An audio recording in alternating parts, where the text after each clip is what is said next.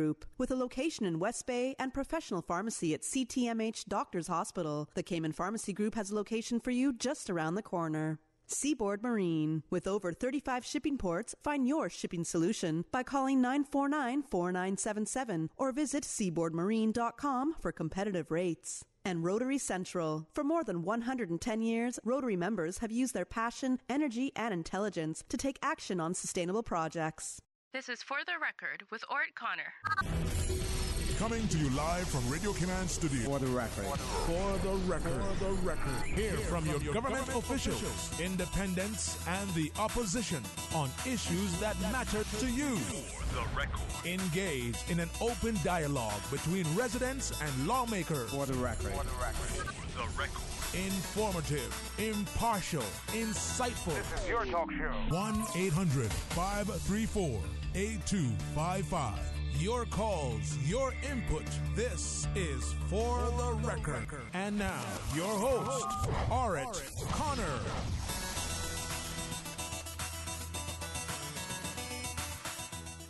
Good morning and welcome to For the Record. Today is Wednesday, the 10th day of April, 2019. I trust that everyone had an enjoyable evening, a restful night, and that you're raring to go today. For those of you who are on the roads, whether you're a pedestrian, cyclist, that is a motorcyclist or a bicyclist, or if you're operating any other type of motorized vehicle on the road, urge you again to be extremely cautious, observe the rules of the road. Remember, the life you save may just be your own. I want to thank you, our listening and viewing audience, for allowing Radio Cayman, and by extension For the Record, into your homes, into your vehicles as you traverse the busy roads of the Cayman Islands, into your places of work, whether it be an office cubicle or if you're working in the outdoors. For the Record is a show produced by the staff and management of Radio Cayman, and it is geared towards keeping you abreast of issues as they arise and play out on the local, regional, and international scene. I'm your host, Orrett Connor, and you're welcome to join me every Monday, Wednesday, and Friday from 7:30 a.m. until 10 a.m. Our phone lines are always open. There is always someone there waiting to take your calls. Normally, that beautiful radio voice of Miss Susan Watson. You can call us on our toll-free number provided courtesy of Flo. That toll-free number is 1-800-534-8255. You can also call us on 949-8037 and 949-6990. Of course, if you don't like to talk on the telephone, email us at For the Record. That is one word, For the Record, at candw.ky. WhatsApp us on 925-3261, where we encourage you to send us a text message or leave us a voice note, the contents of which will be played during the course of the show. And, of course, you can follow us on YouTube simply by subscribing to Radio Cayman live stream. We have no one in the studio yet, but we're expecting to have MLA Mr. Kenneth Bryan in with us this morning as well. This is his Wednesday for him to be on the show, so we expect him to be here. Meanwhile, what I'd like to share with you, I don't like to make promises and not keep them. And on Monday, I shared with you Mr. Silbico's article, or part of his article, entitled On the Roberts Highway. And that was from the Tradewinds publication of the 7th of April, 1966. And in that article, he talked about the first stages in the formation of CIA, Cayman International Airways. And there are, of course, some photographs here that, unfortunately, I'm unable to share with you. First plane lands on Grand Cayman's Airfield, BWI, British West Indies, November the 28th, 1952. It looks like, yes. And I ask you to bear with me because I'm trying to enlarge the print as much as I can, but some of it is a little bit blurry. But I will share as much of it as I can with you. The article reads, when Commander Roberts began his air service to Cayman, there were no hotels on the island except the little Bayview Hotel. And the Bayview Hotel would have been, and these are my words, somewhere on the corner of, is that Cardinal Avenue? Yes, on the corner of Cardinal Avenue where the jewelry store is. On the northern end of it, there used to be an almond tree in that area there, near to Miss Frances Borden's house as well. So that is where, at that time, that the Bayview Hotel was. He said there in its embryonic stage, merely a remodeled dwelling house of 6 rooms, Commander Roberts was desperately seeking some building to be used for accommodation for the crew of his plane and the guests which were coming to the islands through Cayman International Airways. He sought everywhere, but there was no place to be found. He was becoming discouraged, and for a time did not know whether his pioneering efforts would succeed, for without some place of accommodation, the venture was bound to fail. The article goes on to say, upon his return from a trip to Kingston on October the 31st, 1948, Commander Roberts, upon the suggestion of the late Mr. H.O. Marin, Jr., approached me, that is Mr. Silbico, with regards to loaning my house to him. As I was about to leave for Miami, Florida, where I was to remain for several months, I decided to sign a lease with Commander Roberts. An agreement was therefore drawn up whereby Commander Roberts would lease my house and premises for 3 years, and that all improvements which he should make to the place would remain as my possession at the expiry of the lease. On November the 15th, 1948, the day on which I left for Tampa on the MV Merco, that name rings a bell, the Merco, the lease commenced, and next day work began on the premises with about 15 men employed. The old L-shaped porch was torn off, and the present square porch is in its stead.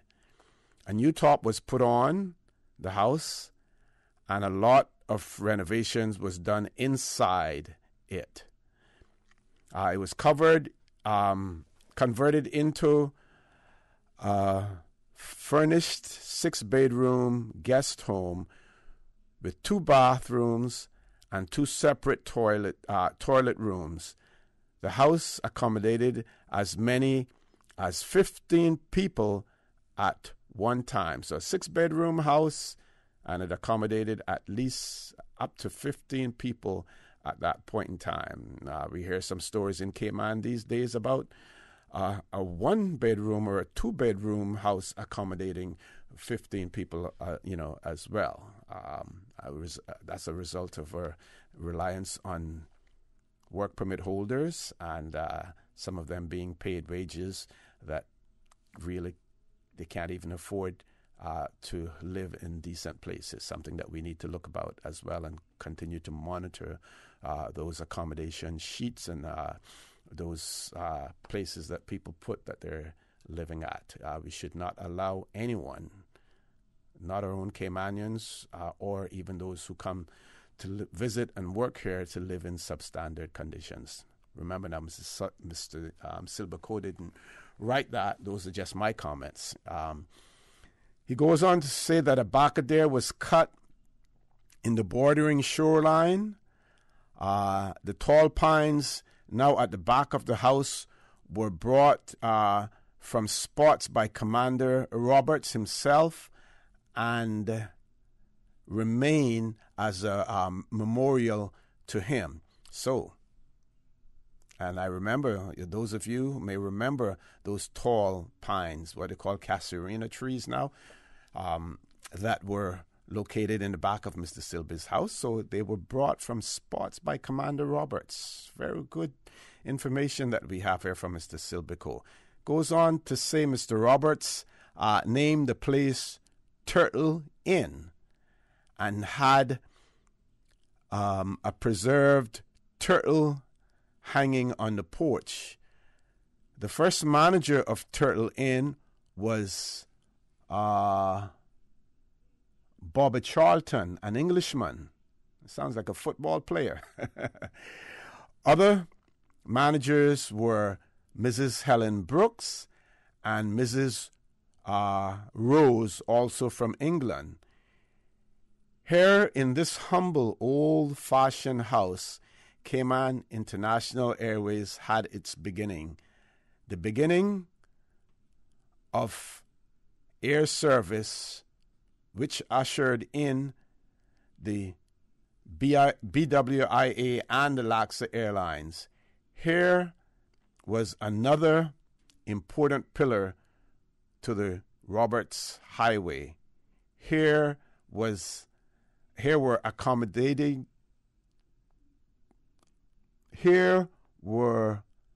accommodations, many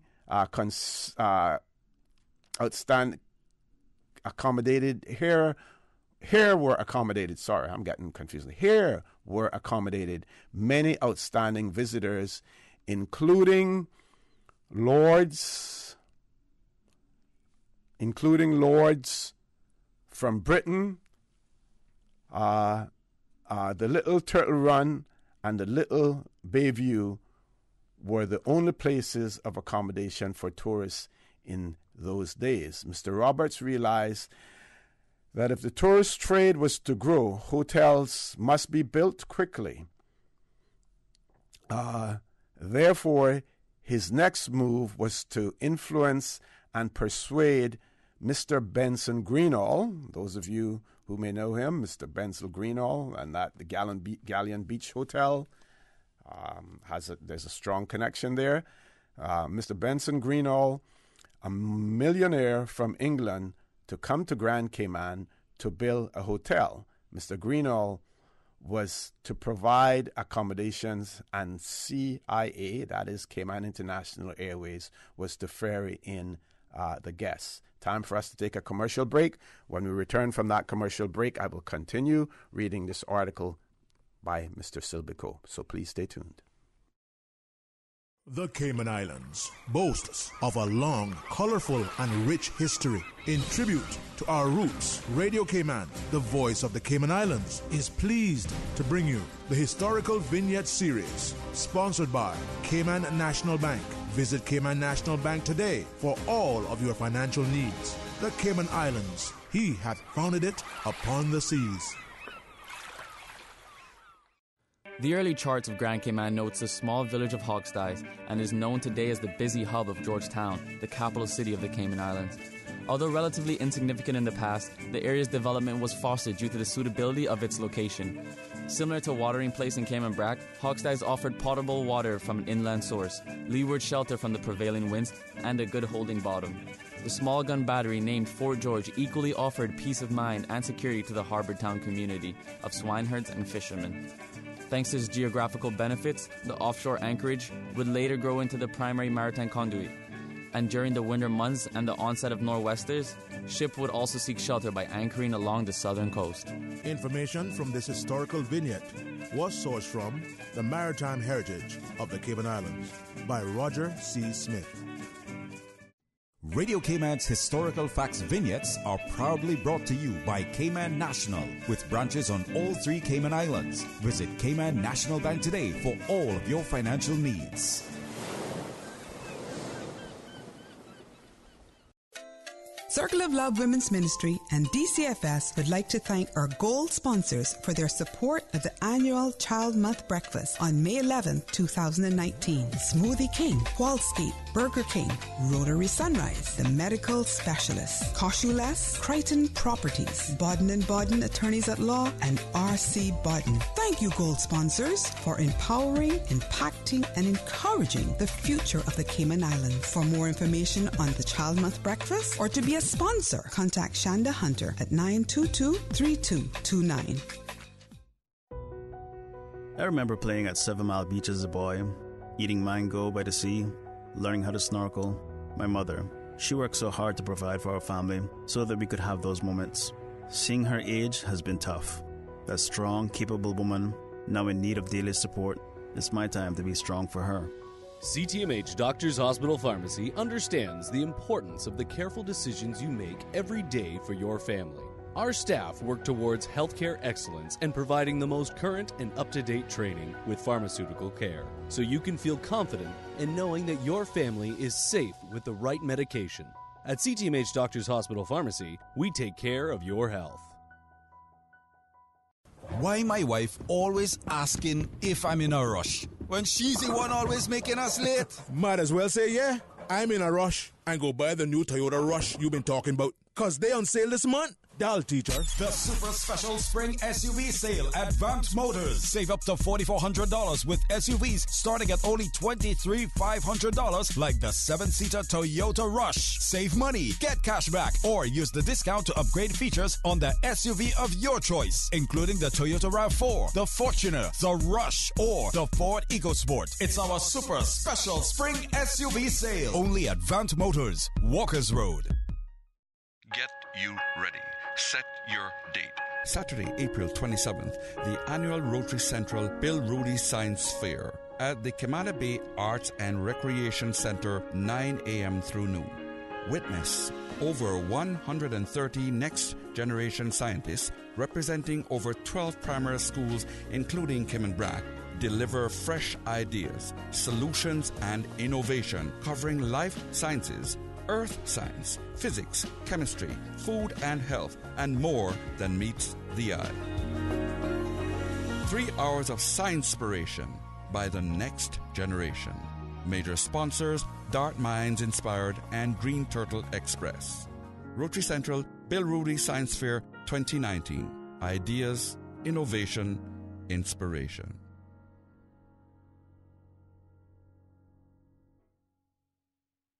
It's Radio Cayman's 43rd anniversary. And to celebrate, we're offering all clients, businesses, and nonprofits special anniversary rates on commercial advertising all through April up until Mother's Day. Increase sales, drive store traffic, and gain customers and interest by advertising on the #1 station in talk radio and news. Radio Cayman 89.9 FM. 30 or 45-second commercials are as low as $10 with 3 advertising packages to choose from. Perfectly tailored for small, medium, or large businesses. Call Anita, Kathy, or Ray at 949-7799 or email rcsales@gov.ky for your Radio Cayman 43rd anniversary sales package today. Hi, I'm Colin Lumsden, the Georgetown manager and head of the Revitalization Initiative. Our capital city is the heart of business activities in the Cayman Islands, and we would like to bring it back as a center of social activities, with street-side cafes, green spaces, improved roads, and proper walkways for interconnectivity. The new cruise and cargo port is part of the plan and will allow for operators to meet passengers dockside with less lines and overcrowding. Cargo operations will be less intrusive. There will be pedestrianized areas for people to safely walk, shop, and dine. Modernizing the cruise and cargo port is a key element in the efforts to revitalizing our capital city. System 1 loaded. 1-800-534-8255. What is on your mind when it comes to the government, independence, and the opposition? Issues that matter to you. 1-800-534-8255. Waiting to hear from you. For the Record. This is For the Record with Orrett Connor.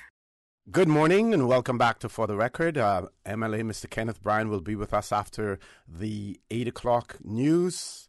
Meanwhile, I am sharing with you an article, continuation of an article written by Mr. Silby H. Coe, entitled On the Roberts Highway. That article was published in the Tradewinds newspaper.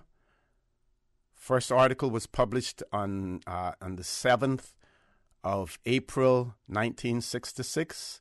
The second article published, or the continuation of that article, published on the 14th of April, 1966 as well. And I will continue to share with you Mr. Silby's article as well.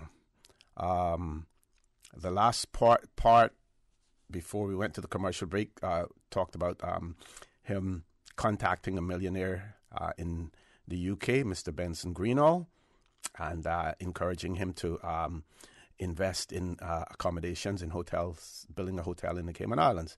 The article goes on to read, in 1948, I signed a new lease giving Commander Roberts the right to sublease Turtle Inn to Mr. Benson Greenall until November the 15th, 1953. The Greenalls lived at Turtle Inn while they were building the first old Galleon Beach Lodge, which has long been demolished. Subsequently, Mr. Greenall built the present Galleon Beach Hotel, now owned by Elgin Hotels. Having acquired those accommodations, Commander Roberts and his pioneering CIA, although dogged by many ups and downs, by which they lost 2 planes, did not flag nor fail in their fight for survival. The next important need, which opened up before the keen vision of Commander Roberts, was a modern airport on Grand Cayman. He therefore moved in this direction to consolidate CIA with words and actions. He induced our government to negotiate this matter. Determined to accelerate this, he hurried off to Kingston to confer with His Excellency Sir Hugh Foote, who was then Governor of Jamaica, and there laid the matter before him. Sir Hugh Foote grasped the situation and gave full support. As a result, the government of Jamaica loaned all of the equipment for the construction of our airport. Shortly thereafter, a barge arrived from Jamaica with the equipment, and the project was underway. When at last the airstrip was completed, Commander Roberts was the first to land a plane thereon. On Friday, November the 28th, 1952, the Owen Roberts Airport was officially opened with a large crowd in attendance. When Cayman International Airways' Catalina touched down on the smooth landing at about 5 p.m., this began a new era in the history of the Cayman Islands. And, of course, this article continues in the next issue of the Tradewinds newspaper as well. So that continues, and when I get an opportunity, again, I will share that with you, because I believe a lot of you are learning and understanding some things that we really didn't know about before. We just get the general picture of the beginning of the airline industry in the Cayman Islands, the beginning of the tourist industry in the Cayman Islands. But hearing it from Mr. Silberco is extremely important. And I must tell you that Mr. Silberco was a very, very meticulous individual. So you can certainly vouch on the accuracy of what he has written here. In this newspaper on the 14th of April, 1966, there are other things in there like Ludwig yacht visits. I happened to read an article on the weekend about Daniel Ludwig and how he was a man who was very low-keyed, rarely gave interviews to reporters. People were wondering about his wealth. He never.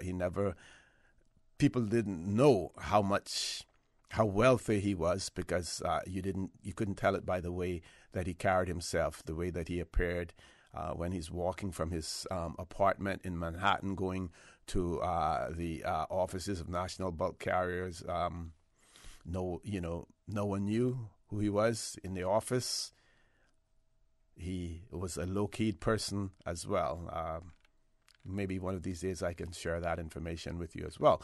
Before we go to the headline news, I want to wish my good friend, Mr. Louis Ebanks, Louis McField, sorry, not Mr. Louis McField. We have a Louis Ebanks too, who's a good friend, but Mr. Louis McField, a belated happy birthday to him. My friend Alan Moore had a long conversation with him yesterday, and he was giving him the story about when he and I used to work at Miss Alice Anderson's gas station. That I was in high school then, and I'd work there after school and on weekends. And those days, she used to undercoat cars there as well. And Louis did that work as well as the mechanic work. He had an old vehicle called Betsy, and I borrowed her from him one Easter weekend to go to spots to dive conchs with my friends. And we put the skiff on the back of the truck. And, of course, the roads weren't paved and stuff and the potholes. And I ended up breaking Lewis's Betsy in two. So he related that story to Alan Moore yesterday. So, Mr. Lewis, belated happy birthday to you. Folks, please stay tuned for the record with MLA. Mr. Kenneth Bryan will be back after the 8 o'clock news. Thank you, Mr. Connor. And studio time now by Price Right is 7:59. Price Right is Grand Cayman's warehouse shopping superstore, making your dollar go further with huge savings and no membership fees. Get more of the things you use every day at the right price. But it's not just grocery and health and beauty. Price Right has a full range of products from office to automotive, patio furnishings to kitchen appliances, and even electronics. And since warehouse prices mean savings for you, everything is priced right at Price Right, Grand Cayman's warehouse shopping superstore. The voice of the Cayman Islands. 89.9 FM in Grand Cayman and 93.9 FM in Cayman Brac and Little Cayman. Silver wings shining in the sunlight. Radio Cayman. Access and information. Your community. News and information. Radio Cayman is your choice, your voice for today's biggest news. Radio Cayman.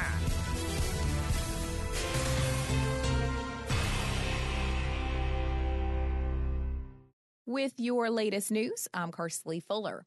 Over 200 delegates gathered at the 4th Biennial Cayman Islands Property and Construction Conference, and they got a fresh look of Georgetown during a presentation by the team behind the Revitalization project. More from Radio Cayman's Shanda Gallego. The Georgetown A Fresh Look panel presented details of the project, from the history of the country's capital to the strategy moving forward. The Georgetown Revitalization Initiative is a holistic approach towards resurrecting the city, and it involves listening, gathering information, research and studies, and ultimately producing viable solutions and recommendations that would then be implemented in the form of policies, systems, and physical representations in the built environment of Georgetown. Revitalization Initiative Coordinator Colin Lumsden explained the revitalization will focus efforts on both diversification and inclusion, especially as current trends point towards an increase in downtown living and away from suburban living, a trend driven by millennials. The ministry is seeking to address issues such as a lack of parking, walkability and connectivity, housing options, traffic, transit and transportation, lack of lighting, single-use zoning, as well as green spaces and parks. The next steps for the project include a partnership with CUC to improve lighting in the city center, tree planting, an extension to Godfrey Nixon Way, and parking initiatives. Shanda Gallego, Radio Cayman News. And in police news, a 33-year-old Georgetown man has been formally charged with burglary in relation to a break-in at a South Sound building on March 20th. Detective Superintendent Peter Lansdowne says despite a drop in the incidents of burglary last year, it continues nevertheless to be one of the law enforcement's top concerns and priorities. He says they have arrested 6 people in the past week. 4 have already been brought before the court. In regional news, Bank of Nova Scotia's plan to sell some of its Caribbean assets is facing scrutiny from a local watchdog. The company has flagged what it says are potential, quote, anti-competitive effects. Scotiabank announced late November that it had struck a deal to sell banking operations in 9 non-core Caribbean markets to Trinidad and Tobago-based Republic Financial Holdings Limited. The Canadian lender also said it was selling insurance subsidiaries in Jamaica and Trinidad and Tobago to Barbados-headquartered Sagicor Financial Corporation. In early December, the Competition Commission of the Caribbean Community CARICOM said it had, quote, taken note of Scotiabank's announcement and, quote, further noted the concerns of bank customers and governments across the region regarding the proposed acquisition of Scotiabank by Republic Financial. More recently, the Suriname-based commission said in an update that it had completed a preliminary review. A statement dated March 27th says, quote, such assessment indicates that the proposed transaction or parts thereof could possibly have anti-competitive effects in at least 3 member states in the community. It did not say which of the 15 full members of CARICOM bloc could be affected or give further details about any alleged effects. Now with a check of international news, here's the BBC who will take us out of the newscast. I'm Karsley Fuller from Radio Cayman's newsroom. BBC News with Jerry Smith. With almost all the votes counted in Israel's election, the Prime Minister Benjamin Netanyahu looks certain to be able to form a majority and secure a record 5th term in office. His Likud party tied with a centrist coalition led by a former military chief, Benny Gantz. But Mr. Netanyahu is expected to secure enough backing from smaller parties to form a coalition government. A group of leading researchers and health organisations from around the world has announced new plans to find a cure for the deadly hepatitis B virus. A spokesman said the virus currently did not receive the same amount of attention or funding as HIV or malaria. New Zealand's parliament has voted to change the country's gun laws following the killing of 50 people in an attack on 2 mosques last month. The regulations will ban a range of semi-automatic weapons. Reports from the Czech Republic say police have found the equivalent of $90,000 in cash at the home of the anti-monopoly chief Petr Rafaj. Police said the money was found in cupboards and under clothing. A Dutch youth group campaigning for it to be a crime to buy sex is today handing in a petition that will oblige the Dutch Parliament to debate the issue of prostitution. More than 40,000 people have signed up to the I Am Priceless campaign. BBC News. Access. Information. What's happening in your community? News and information, music and more. You can find us. www.radiocayman.gov.ky. Like us on Facebook and follow us on Twitter. Radio Cayman is your choice, your voice for today's biggest news. Radio Cayman.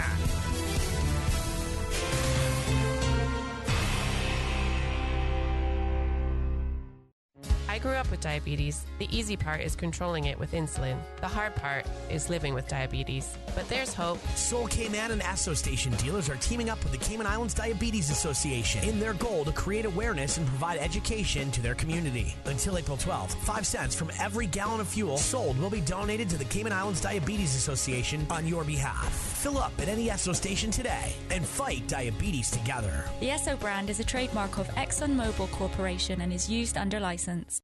It's Radio Cayman's 43rd anniversary. And to celebrate, we're offering all clients, businesses, and nonprofits special anniversary rates on commercial advertising all through April up until Mother's Day. Increase sales, drive store traffic, and gain customers and interest by advertising on the #1 station in talk radio and news. Radio Cayman 89.9 FM. 30 or 45-second commercials are as low as $10 with 3 advertising packages to choose from. Perfectly tailored for small, medium, or large businesses. Call Anita, Kathy, or Ray at 949-7799 or email rcsales@gov.ky for your Radio Cayman 43rd anniversary sales package today. Did you know that the Department of Environmental Health operates a recycling program in the Cayman Islands? Recyclables such as number 1 and 2 plastics, tin and aluminum cans, cardboard, as well as glass and ceramic items are recycled on Grand Cayman by the DEH. Take these items to the recycling depots located at all Foster's supermarkets, Kirk Market, and Hurley's Grand Harbor. Remember, keep the Cayman Islands clean. Reduce, reuse, and recycle. For more information about recycling, please visit DEH website at www.deh.gov.ky. At Kirk's Home Center, we can make your life much better. We got it all together. We got a great deal in store for you. This week at Kirk Home Center, light up on energy savings with 8-watt LED cool white light bulbs for $2.29 each. Stack shoes, slippers, and sneakers on an 8-tier shoe tower for $35.49. Save on Pratt & Lambert's 5-gallon gold exterior flat latex paint for $134.99. And enjoy patio dining with a 5-piece dining set including chairs, cushions, and table for $539.99. Kirk's Home Center, we got a great deal in store for you.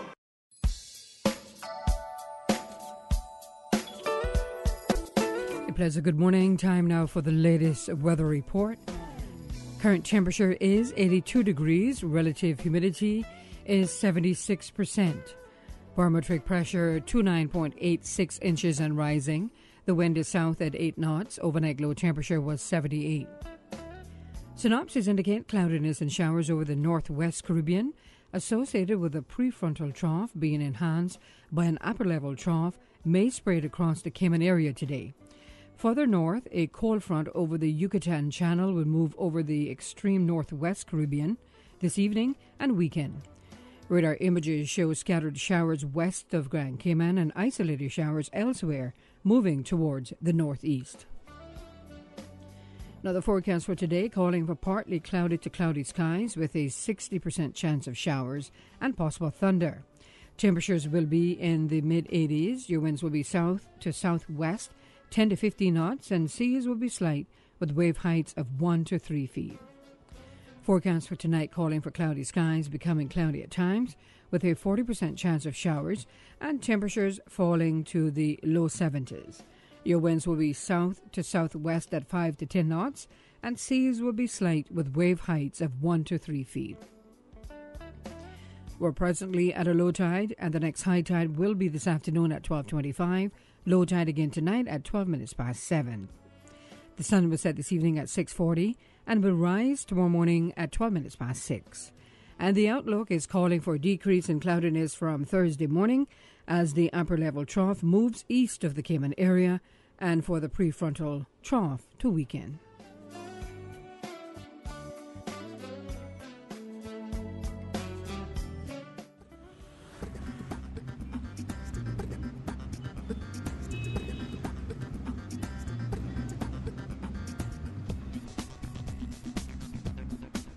Good morning once again. Let's take a look what's happening on our roads. On Cool Road, traffic is steady in some sections, busy in other sections. Coming off of the Linford Pearson Highway on Agnes Way, busy traffic as well. And traffic coming from the east is heavy on Shamrock Road and also on the Linford Pearson Highway. Extra patience needed this morning as you move on down the road. Looking at what's happening from the West Bay 4-way stop, heading towards the West Bay 4-way stop. Traffic is moderate, light traffic coming from the West Bay 4-way stop. And traffic flowing pretty good on Eastern Avenue and on Godfrey Nixon Way, as well as on Shedden Road. Things are not looking too bad as traffic is flowing pretty good. Edward Street, moderate flow of traffic, and traffic flowing moderately in both directions on the West Bay Road in front of the Ritz. Little steady traffic coming off of Bobby Thompson Way, and traffic is also steady on Huldah Avenue, steady but flowing on Thomas Russell Way. And on Northbound Road, traffic moderate in both directions. But that's the very latest on your traffic. Join us again at about 10 minutes after 12. We'll update you traffic-wise. Remember 10-2 on the steering wheel and buckle up.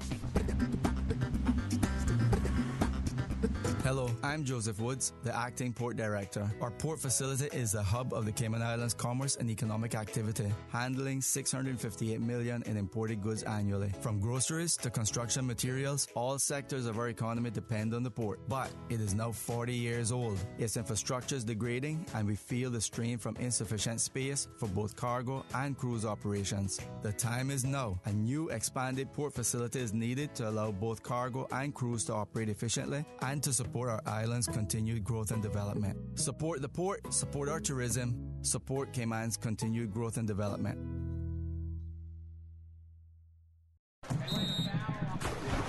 This Easter weekend, the Cayman Islands will welcome the rest of the Caribbean, and you do not want to miss it.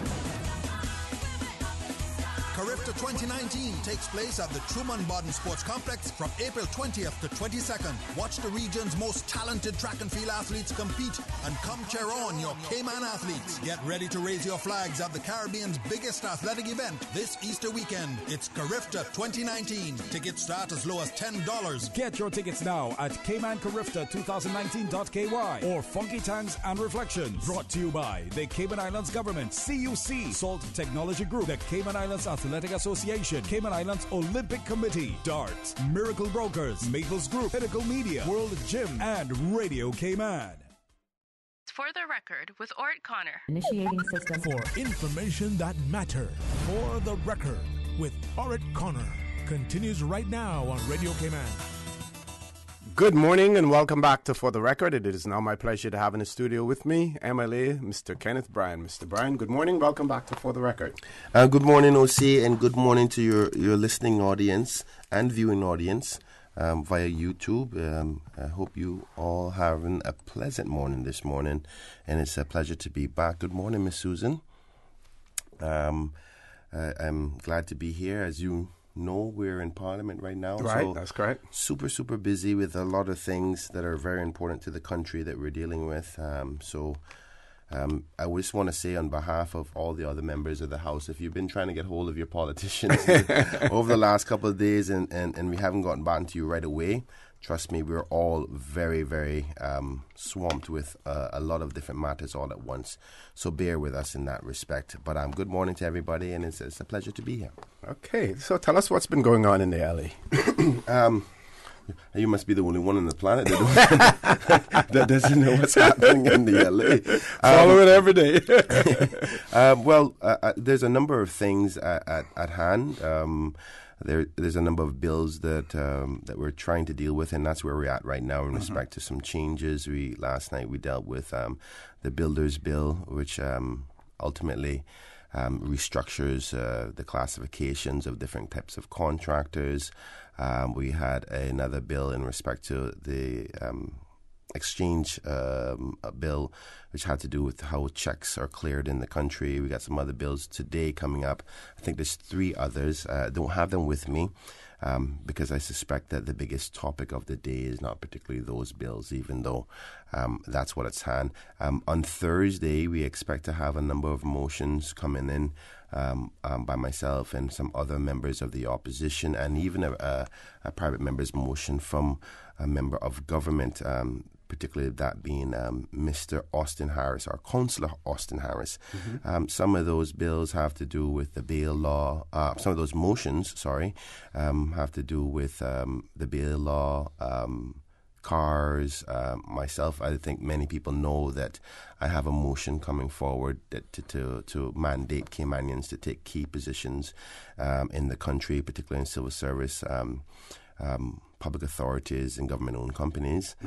So those are some of the things that are going to be coming up in the rest couple of days.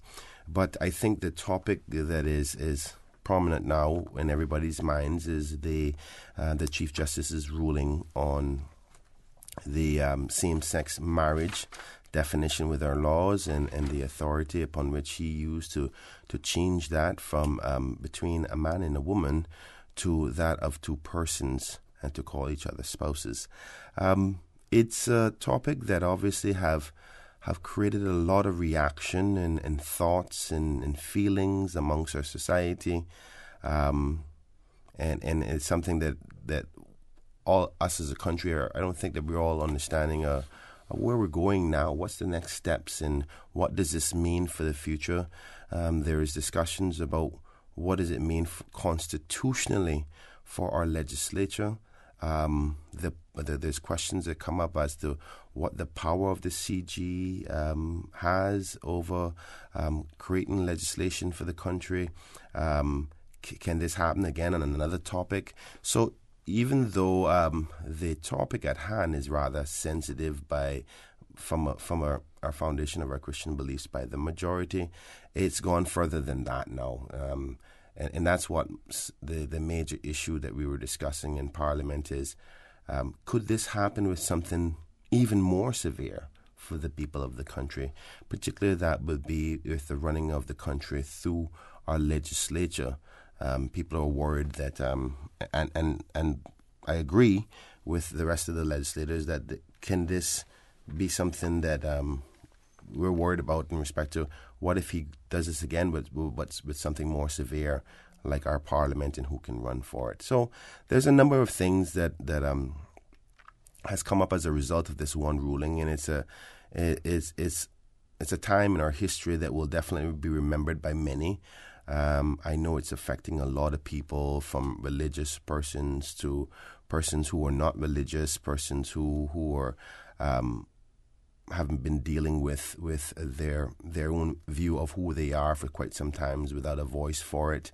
I've even had discussions with persons where the schools and the kids are all talking about it, and it's into our schools. So the kids are paying close attention. Social media is all over it. You know that the kids are on social media heavily. So it's touching everywhere, from our private homes to our churches to our schools, and just on our corners when we're playing dominoes, like in the corners, or the water cooler talk. So it's something that I, at the end of the day, I'm proud of us for being able to have the discussion, and nothing has happened so far. This topic is so sensitive. In most other jurisdictions, something severe could have potentially happened by now.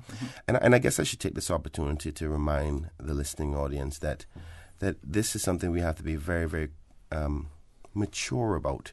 We can have democratic discussions and dialogue about what the position is of us as a people, what the rights are, what the rights aren't, where we're going as a nation, but we can do it with respect. I must say I'm not happy with some of the things that I've heard publicly via social media, via telephone calls, via texts and email and posts, and I think we're better than what we've been doing, and I know that sometimes when we don't all understand something, we have a natural reaction to respond negatively.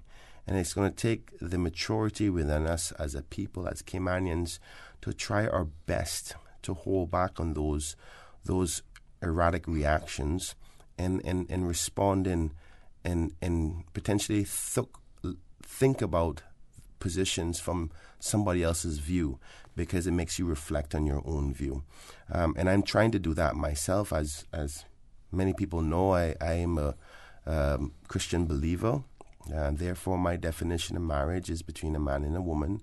But I have the obligation to be a human being, to see the view of every person and what other people's views are. Not only am I obligated to do that as a person, but I'm also obligated to do that as a legislator, because I represent not only those who have a Christian view, but those who may not be walking in the life of a Christian by way of our beliefs. And so there's a lot of things going on, and I just want us to, as a people, to be mindful that we can find a solution or have the discussion about this very important topic, but we can do it in a mature way. It just takes us to actually stop and think. If it was me, what would I think? And I'm talking about, and I hate to say it like this, but both sides of the view. whether that be a person who's for same-sex marriages, to think about how the Christians feel. And I think the Christians need to also think about how those who support same-sex marriage feels. There's a lot of dynamics here. And if we look at the human element of it, we can have the discussion and the solution together and not be divided. So that's a preamble, but some of the things I think we need to discuss, and I'll try to quickly say them before we go to the break and then come back and talk about them. But some of the things I want to examine is obviously what my position is totally, but what is marriage? What is it defined? What's the definition of it? And whose definition are we obligated to use as a country? What are the are there any rights violated as a result of the Chief Justice's ruling in what he said? If so, what are those rights? And how were they violated? What should we do moving forward? When we voted for the Constitution in 2009, what did it mean? Did we understand it fully? Would it have mattered anyway, regardless of what our views are? What is the view of the UK, and what is their position on this topic? And are they willing? How far are they willing to go to enforce their position? Those are some things we need to think about. And what is the majority feeling of the country on this topic? Some of those things are the things that I think that I'm opening the room for dialogue on, and just because I think it's important that once we understand all the factors involved, only then can we slowly digest within our minds exactly what we feel and where we are as a nation together. So that's my plan this morning.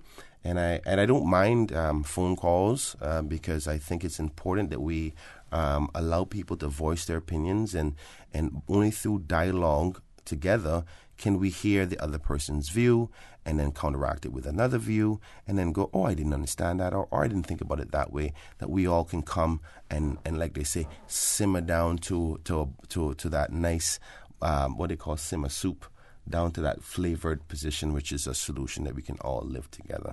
So that's the plan. I'm not sure how much time we have. We still have some time. I think for the benefit of our audience and those who have been following or have not been following, what it appears is that the Court of Appeal, and this I'm paraphrasing now from the Caymanian Compass, today's edition, that the Court of Appeal will deliver its decision sometime this afternoon on whether, this is important, on whether to grant a stay of execution of the judgment that was rendered by the Chief Justice legalizing same-sex marriages in the Cayman Islands. So what they're considering at this point in time is the application for a stay of execution of that judgment, and nothing more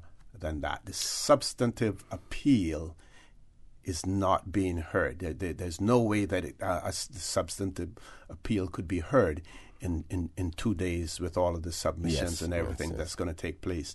So that is all it is at this point in time, and it appears as if, and that's not included in this article here, but in some other reports, whether or not they're substantiated is another question. But it appears as if the parties, including the successful applicants to the judicial review function through the Chief Justice, have agreed not to get married, not to go through the marriage ceremony until, or to at least wait until the judgment has been rendered by the Court of Appeal in relation to the stay of execution. Which I understand is to be 3 p.m. today. 3 p.m. today. Yes. Now, if the stay of execution is granted, then what it really means is the status quo remains. Yes, until the appeal is heard. So the definition that we have of marriage, that we formerly had of marriage, remains in place, which means that same-sex couples would not be able to be married. Yes. If the stay is not granted, then it opens the door for that couple and other couples to get married subsequent to that. Now, what we can also look at, and I think this may have been argued as well, the ramifications of that. If at the end of the day, the appeal goes through, and the government's appeal goes through and is successful, and a marriage or marriages take place before that or during that period, then what is the status of those marriages afterwards? Do they become null and void? I've been trying to find the answer to that. Yeah. I've been trying to find the answer to that, and I've yet to come up with one. Obviously, because we've been in LA, so I haven't been able to contact my own advisory legal counsel to give me their opinion on that matter. But things are happening so fast that these things will come up later on in the day. I mean, obviously, one is dependent on the other. So take it step at a time, day by day, in respect to the stay application today. I just want to point out, though, because I'm trying my best to make sure that we stay positive on the different viewpoints of this. I think there has to be a level of credit and respect to the discussion and viewpoint of compromise that the group in question, from a technical standpoint, could have said, today it's a business day and I have the legal right to get married this morning.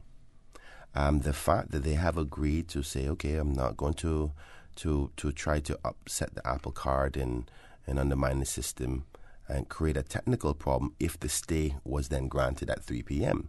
The fact that they have agreed to that gives me hope, because I'm of the view that these two individuals, particularly the Caymanian in this situation, I don't think their intention was to upset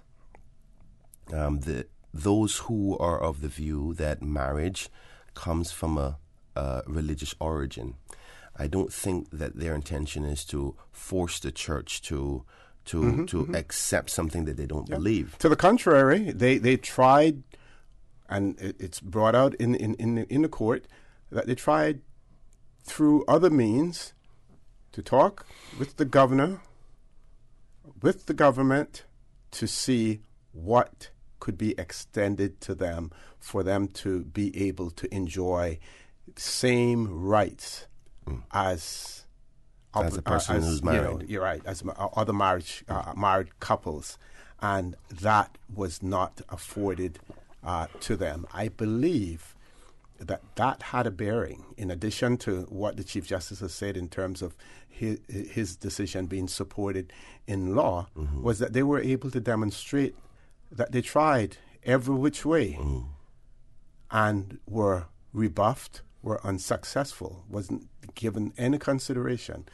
In addition to that, I believe that the Chief Justice wasn't satisfied that the legislature of the Cayman Islands would do anything about it by citing previous debates that took place in the Legislative I think Assembly. He's wrong with that, and in turn quoting our current Premier as well as former MLA, Mr. Klein Glidden, from there. And I still have to go through the Hansards to see exactly what was what was said in that particular instance. We have to take a commercial break. We have one caller on hold. Caller, hang in there. Take the commercial break and we will take your call. So please stay tuned, folks. For the record, we'll be back shortly. It is amazing to see my daughter grow up and make a difference in the world, but it is also completely terrifying to worry about her when she goes out with her friends. It is my job as a father to make sure she makes smart decisions and is safe as a young woman. So, when my daughter needs quality care, I take her to CTMH Doctors Hospital Pharmacy. CTMH Doctors Hospital Pharmacy understands the importance of the careful decisions you make every day for your family. Our staff work towards healthcare excellence and providing the most current and up-to-date training with pharmaceutical care, so you can feel confident in knowing that your family is safe with the right medication. At CTMH Doctors Hospital Pharmacy, we take care of your health. At Seaboard Marine, customers often ask us questions about their shipments. Hi, I'm thinking of buying a car from the States. Which port do you ship out of? Hi, we ship out of Miami, Houston, and Brooklyn. Just let us know your port of choice and we can provide you with a quotation and answer any questions you may have on insuring and protecting your vehicle during its journey. Shipping shore to shore, Seaboard. Excuse me, I noticed you from afar. Really? Me? Well, not you. The KFC sandwich you're eating? Oh, Zinger. Sorry, I'm not trying to be funny. No, it's called the Zinger Sandwich. Crunchy, juicy, 100% chicken breast, crisp lettuce, sweet mayo on a seeded bun with a little zing. KFC's chicken is not factory breaded, frozen and refried like the Burger Boys. Customize your KFC Zinger and dip it in barbecue sauce. Wow, now I'm starting to notice you too. KFC, it's finger-licking good. While the primary source of alcohol for underage drinkers is people they know, research shows that 7 to 9% of those who report alcohol use in the Cayman Islands purchase alcohol directly from retailers. Tips Off-Premise helps retailers focus on verifying the legal drinking age when selling alcohol. Since the program was introduced here in the Cayman Islands back in 2005, we have trained over 400 persons and partnered with over 10 retailers. Contact us on 949-9000 to have your staff trained today. This message is brought to you by Radio Cayman and the National Drug Council. System 1 loaded. 1-800-534-8255. What is on your mind when it comes to the government, independence, and the opposition? Issues that matter to you. 1-800-534-8255. Waiting to hear from you. For the Record. This is For the Record with Orrett Connor. Good morning and welcome back to For the Record. In the studio with me, MLA Mr. Kenneth Bryan. We have a caller going straight to the phone line. Caller, good morning. Welcome to For the Record. Good morning, caller. Welcome to For the Record. Good morning, OC. Good morning, sir. How are you? Kenneth, good morning to you too, sir. Good morning to you too, sir. Just a quick note. I just wanted to, I wanted to bring it up before, OC, but I didn't really get a chance. I wanted to do it from last week, but I wanted to thank the Premier and the rest of the members from the Legislative Assembly for their stance they took against, something that is new for all of us, and they want to push down our throat. Mm-hmm. And, if I knew personally that this would be the end of it, there would be this one marriage and that would be it, nothing else in the future of this country we would be threatened by, I would say, okay, let it go. But, the problem is with that is that once you open up a gate, you got 10 gates in line. Once you open one of them gates to encourage an issue like this, mm-hmm. then there's going to be another gate that is going to open, and then it's going to just continue going. And you know what? This country of ours that we cherish and love so much is going to be like every other country in the world. And you know what? Nobody's want to come here. Even third world people from the worst countries in the world, not even going to want to come to this country. So we need to, as Caymanians, I need as much people to get up and get on this radio and just tell the Premier and the members of the Legislative Assembly how much, if they are Caymanians like I am, how much they appreciate this. And, this is what scares me also, is that, people with values, if people from different countries, we cannot share the same value as Caymanians because they don't have the same values. And I can understand, what Snella did. But to me, it's totally wrong, right? I mean, this thing don't even happen in none of their countries because I hear in one particular country that is right neighboral to us is that if something, you can't even walk down the street if you're a gay person. And we can't encourage this kind of thing, gentlemen. So I just wanted to say my piece this morning, and people get on the radio and thank the Premier and these people for doing what they did. Thank you very much, gentlemen. Have a good morning. Thank you very much, caller, for that. Thank you, Mr. Bryan. I just want to say thank you so much to the caller as well. I'm assuming he's speaking of me being one of the 19s and that. Yeah. So thank you. It is an amazing thing that has happened in respect to what the member from East End had triggered in the Parliament, in the Legislative Assembly. The member from East End, Mr. Arden McLean, brought the motion that basically unified us in one accord. And it was a great feeling, though the topic is a very sensitive one, but a unification of us all together standing on what I think the majority of the people of this country felt about the Chief Justice's ruling was good.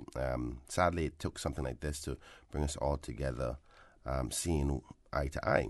But I premise that to say that we must be mindful of exactly what we did as members of Parliament by way of that motion. There was a lot of expressions about how we feel about the topic of same-sex marriages, what the definition of marriage is for Caymanians, and what the majority feel in this country. But what we also have to understand is that the motion that we were discussing didn't talk about the ruling of the Chief Justice by way of saying he ruled that the violations of these two women were violated through their Bill of Rights, and it listed out the number of rights that were violated, from right to life, right to freedom of conscience, freedom of family life, freedom of movement. Those types of rights were violated. And we did not, in that motion, we did not say that those rights weren't violated. That was not the discussion. The discussion was more of a constitutional one about the severity as to what could potentially happen if the Chief Justice has the authority to do what he did in this ruling. What does that mean for future decisions, not only about same-sex unions? So I want the country to be mindful about what we think has happened, because I think what nobody has said so far is that everybody agrees or has to agree that the Bill of Rights were violated for these two individuals, and it has to be remedied, regardless if it's remedied by the Chief Justice himself or it's remedied through legislation, through new structured legislation by the members of the Legislative Assembly at a later date. But these rights have to be rectified. It is the reality when we decided to vote on the Constitution in 2009. Because in that Constitution, though we had the definition specifically put in there and protected to be between a man and a woman, we also voted for the Bill of Rights, which give those rights that we just talked about that were violated as a result of not having the ability to get married. So ultimately, regardless of the outcome, we're going to have to find a way to keep our marriage as a traditional to us here in the majority of persons in the Cayman Islands, but at the same time find a way to allow individuals their Bill of Rights. And this is why in my debate and in my comments, if you might have seen in the paper or online, that it is time for us as a society to start to discuss, not say accept, but discuss civil unions and same-sex unions, because it's the only way for us to abide by the Bill of Rights, but at the same time protect what we traditionally know definition of marriage to be. So it's something that we have to consider. And if we don't want to consider those two options or those two scenarios, ideally, it's not something that I like to say, but the only way out of that I can see, nobody has presented anything else by way of information or understanding or theory as to otherwise. The only other way around that is to have your own independence from the United Kingdom, to make and create your own rules. Because my saying at this point, and I've been using it quite often, is the reality of what we're having here is we are kids that live in our mother's house, or grown adults living in your mother's house. And if your mother gives you a rule, you have to abide by it because you're living in her house. And if you don't want to live in that house by those rules, the only other way to get around that is for you to find your own home or your own apartment. Okay. We have a few more callers. Let's grab another call before we go to a break. Caller, good morning. Welcome to For the Record. Good morning, gentlemen. Hi. Good morning, sir. How are you? Not bad. I've listened to what they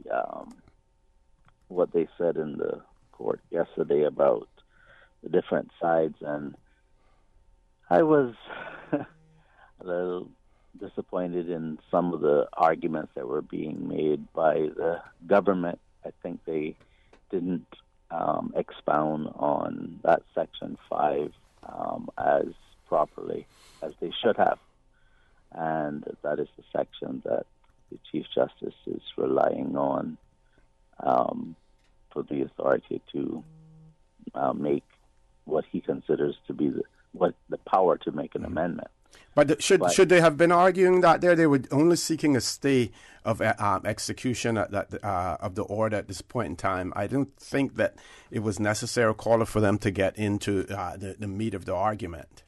I agree with what you're saying, except that the other side got into it, I would say, 2 or 3 times more than the government did. Okay. But essentially the point that I was making is that the government was focusing on subsection 1 and not saying anything about subsection 2 at all, nor saying anything about the phrase in 1 that says subject to this section. And that phrase is not there for no reason. It clearly means that what can be done under 1 is subject to 2. And in the case of Section 5, specifically in just simple terms, what it's saying is that the court can interpret under 1, but amendments have to be effected by the legislature under 2. And the court and the government wasn't making that argument explicitly.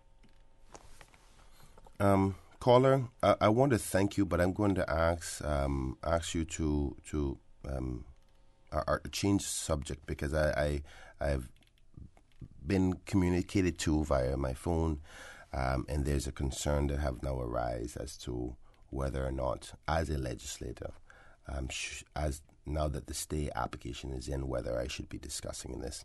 And I'm not certain of the legal ramifications of myself as a legislator having this discussion.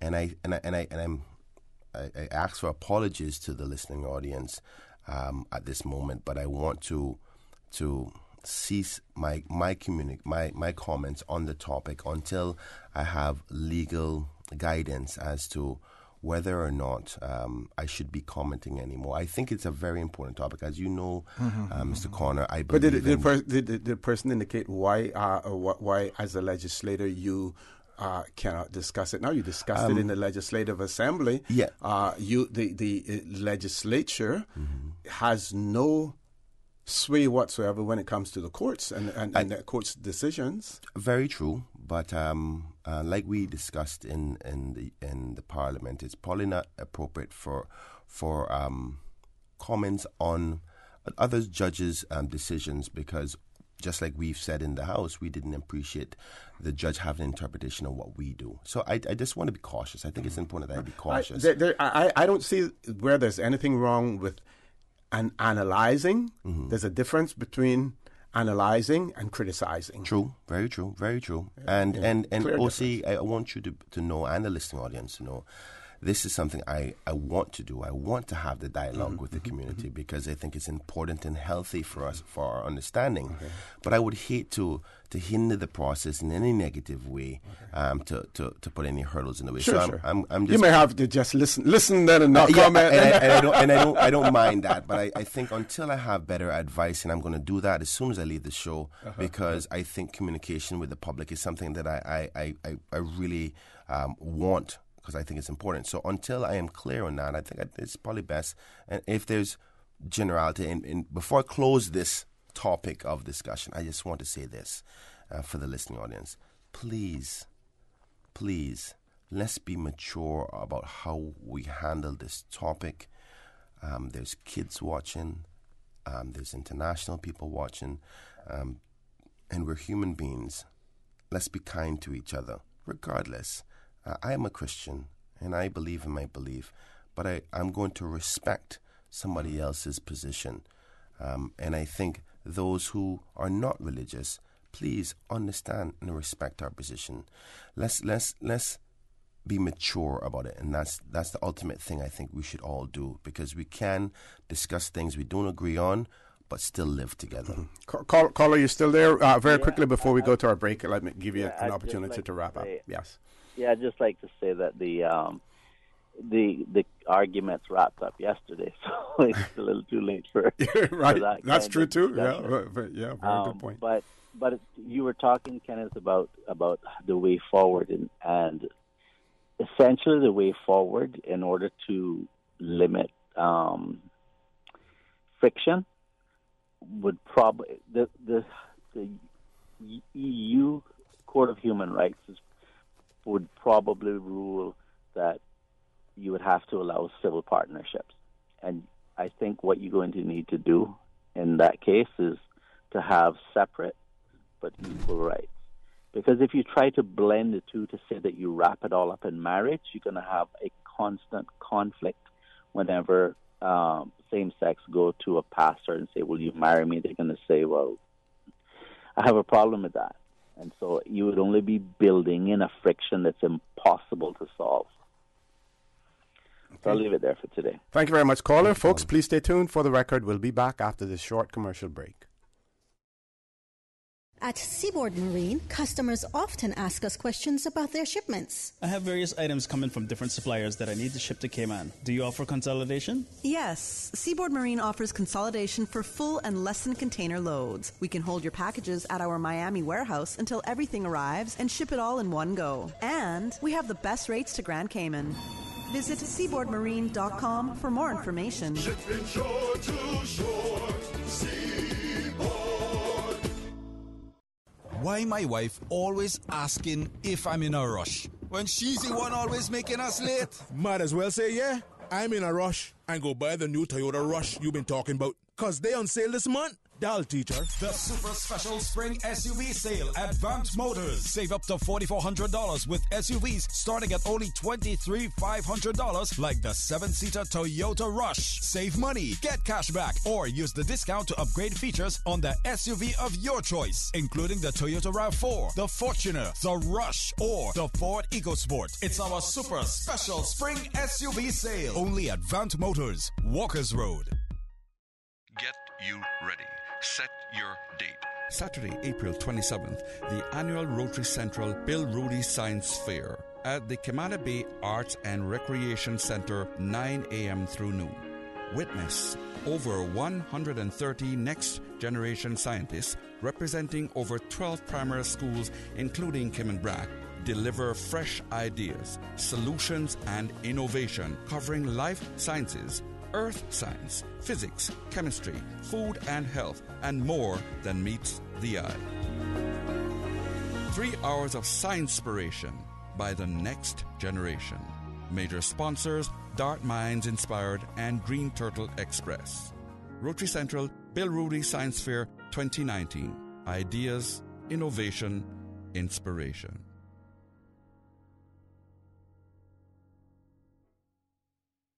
For the record with Orrett Connor. Initiating system. For information that matters. For the record with Orrett Connor. Continues right now on Radio Cayman.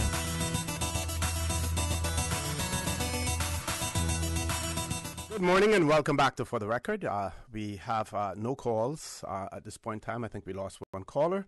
For those of you who are interested, and normally I don't necessarily promote newspapers, but Compass, I think 2 days ago, published an article that is entitled Same-Sex Marriage, What Your Representative Said on the Issue. And they carry excerpts and whatever from the proceedings in the Legislative Assembly and assign and identify each member of the Legislative Assembly who spoke on the issue and what was said by them. as well. So you can find it there if you have an interest in it. And of course, you can always go back to the Hansards of the Legislative Assembly and see what was said there. There can be no denying what each member of the Legislative Assembly said there, because it will be on the record as well. Mr. Bryan. You're 100% correct. Thank you in respect to that. And I think a lot of people will be checking the Hansards in respect to this topic. But trying to be rather slick, I'm going to bring up another topic, trying to avoid the conflict digress, here. Yes. We have the Kfc Games coming up. And as you know, I'm a major promoter for our society to support one another, and particularly children. And we have a lot of young, amazing, talented young girls and boys who are expecting us to bring that strength and that energy of support there for them, which brings out the best in their abilities, in their muscular abilities. So we really need to start. I know plenty of us say, oh, well, we'll wait till a little bit closer to the event to get tickets, or to get my T-shirt, or to get my horn, or to schedule myself, or make plans for who's going to watch the house, or how I'm going to get there and all that. Let's start thinking about these things now. What is today's date? 10th. Today's the 10th. And the games start 11 days from now. And I want to encourage everybody to start thinking about it, because each and every one of you, think about it like this. If one person shouts in a room as opposed to 100 people shouting, that volume of energy and delivery of sound will reach a lot farther the more people that is there. And that energy is absorbed by our Caymanian children, and it gives them more force to work harder.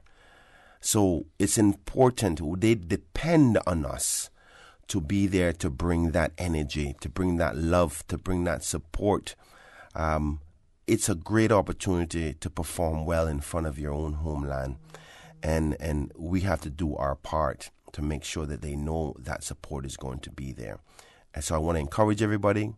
Check your schedules, check to see what you need to get, check to see that you have your tickets, check to see that the dog is going to be fed because you're going to be at the track all day. Whatever you need to get done to be at the Kfc Games supporting the Caymanian athletes, get it done. Start thinking about it from now.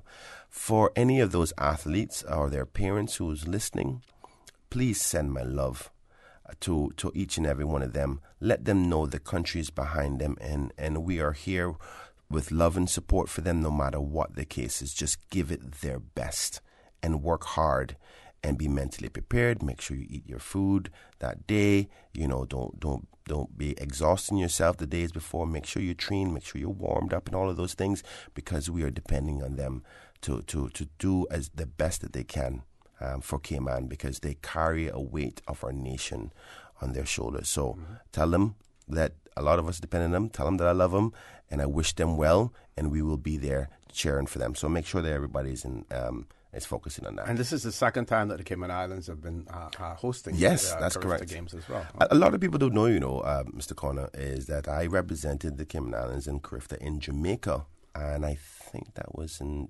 1996 or 95. I can't remember what year. Could be 94. I'm not even sure. For javelin, didn't medal, but the experience of it was mind blowing. It's almost like a mini Olympics. And I remember being in Jamaica, and I tell you one thing: the Jamaican community like almost exploded the Kingston Stadium. Whenever, it doesn't matter, even if they were doing, the walk run thing that they do, is like I think it's actually a sport, speed walking. Even speed walking, as boring as some people think that may be, even that they were cheering the hardest for the Jamaican nationals to do well. We have to start to strengthen that encouragement ability, and it takes people who are not participating to bring that energy. So I want to just encourage everyone. We I believe we have enough time to grab one more call before we go to 9 o'clock headline news. Caller, good morning. Welcome to For the Record. Good morning. Good morning. Oh, okay. Good morning, Kenneth and Mr. O.C. Good morning. How are you? Yes, I'm fine. Yes, we need the community to come out and support Grifter. That is an ideal notion. However, when you take into consideration the many nationalities that we're actually importing to the island, or who are actually deciding to stay here in the Cayman Islands, when you have a divide such as, say, somebody from Jam and going out to represent, a person from Jam is going to represent Jamaica. There are some that have come to Cayman and perhaps will fly our flag per se, but we want to increase those numbers. But we have the numbers, but a lot of those numbers are very, can you say, very dynamic because they're dual citizens and they don't have to kind of cheer for us. and if we're increasing the numbers and increasing the population with that kind of folk, or these many other folks, we're going to have the issue of people and their allegiance. So can we take a step back now, because I've never spoken on this conversation. I would like to speak. Do I still have some time, Mr. O.C.? In terms of marriage and the definition and the change, is very unfortunate. Because now, let me put a question to you now. If somebody wants to marry their cow, are we going to change the definition of marriage again because people believe in the right of having animals to lay with? Where does this madness stop? Yeah, I think those are extreme cases that people are using, and those people who are using those are using that in their opposition to same-sex marriage and to justify their opposition for it. I think that is really stretching the imagination. Well, it's not a far stretch because it's actually, people do that nowadays. I am just concerned because we have we basically went, I'm one of those that voted for the Constitution, and I primarily respected the rights of the family and the man and the woman being married, and the definitions being changed. To my point is, who's going to stop the definition being changed again? And if it happened, we would probably be the first, because I'm not aware of it being practiced or being legal anywhere else. So we would probably be the first. We would have that distinction. It's in America. Okay. I'm not sure what statements it will see, but I'll check it out. Still, to my point, we have defined it. People have made their voices known, and now it's being deteriorated. What's going to stop the erosion of my rights? Thank you, sir. Thank you very much. Very good point. Thank you. A good argument, but I believe that those who promoting that argument, that it is really far-fetched. And, some may say, well, we'll cross that bridge when we reach it. I don't think that we should take that approach either. But let's see if that plays out in any of the legal arguments that are put forward by the legal luminaries in terms of their appeal and everything else. If they're saying, well, if we allow this, what happens to the others? I don't think you will see that in any legal argument whatsoever. I don't think so. Folks, we are going to headline news at 9 o'clock. Please stay tuned. For the record, with MLA, Mr. Kenneth Bryan, will be back immediately after headline news. Satisfaction is guaranteed 24 hours a day, whether it's music or information. From Grand Cayman to Cayman Brac to Little Cayman, we've got you covered. You ever hear a thing like that? Radio Cayman in the Cayman Islands. Radio Cayman. Radio Cayman's newsroom. These are the biggest stories right now.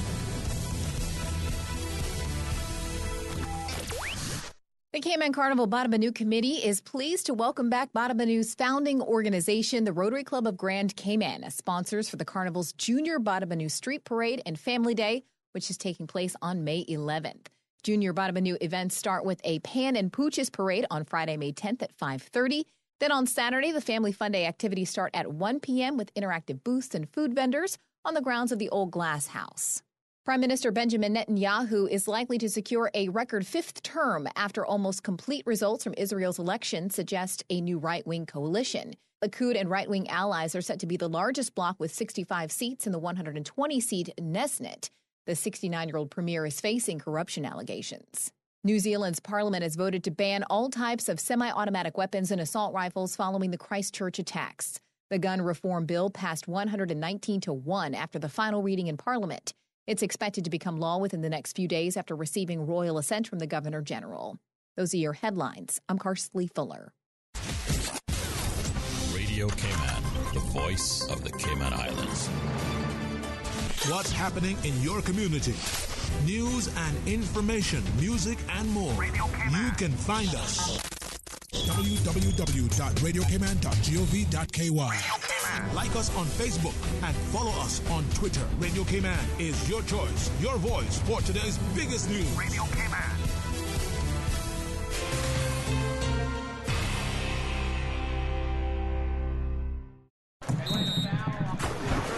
This Easter weekend, the Cayman Islands will welcome the rest of the Caribbean, and you do not want to miss it.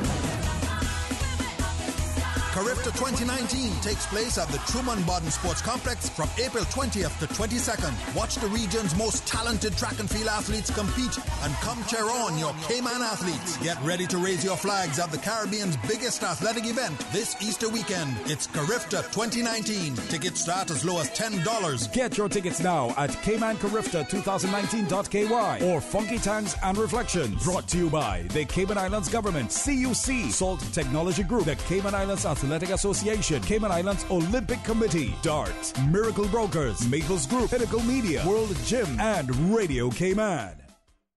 For the record, with Orrett Connor. Initiating system. For information that matters. For the record, with Orrett Connor. Continues right now on Radio Cayman.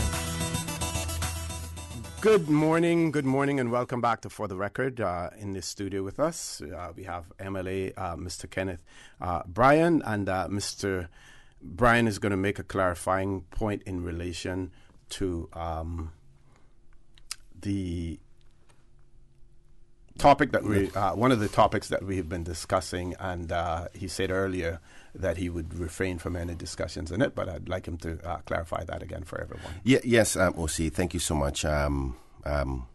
Unfortunately, I've chosen not to have any more discussions at this point in respect to the topic because of the potential legal ramifications of it. I'm not certain what they are. I was of the view this morning when I came on that I was well within my rights to have this discussion. I think it's important to the public to have the discussion. But because of I've been reliably informed that there may be some concerns in respect to my position as a legislator to have further comments on this. So I'm going to, as a freshman, I'm going to take that guidance from my senior members of the Legislative Assembly and not be discussing the matter anymore. And I am unfortunately going to leave the studio now because even being in the presence of the comments coming in may have perceived consequences, one that I don't want to interfere with in any capacity. But I will definitely be getting guidance because I am of the view that these are things that we have to talk about, and I think that persons would like to know what their representatives' positions are on these things. So I don't shy away from these types of discussions, but if it may have some legal effect on the outcomes of democracy, I definitely would not want to hinder that. So, unfortunately, I'm going to leave the studio after this final stay. But I want to thank you again for allowing me in the studio, and I look forward to the next time. And hopefully by then we'll all have a clarity as to what we can and cannot discuss. And I apologize, and I wish the Cayman Islands well. And remember to love each other no matter what, okay? So thank you. And Ms. Susan, thank you as well. Sure. And we trust that when this goes to the next stage, if it does, which it probably will, in terms of the substantive appeal, people will be discussing the technicalities of it and everything else. And, you can get your position clear, because I don't believe that the intention is to tie any legislator's hand or to tie their tongue, for that matter, in terms of their ability to express views.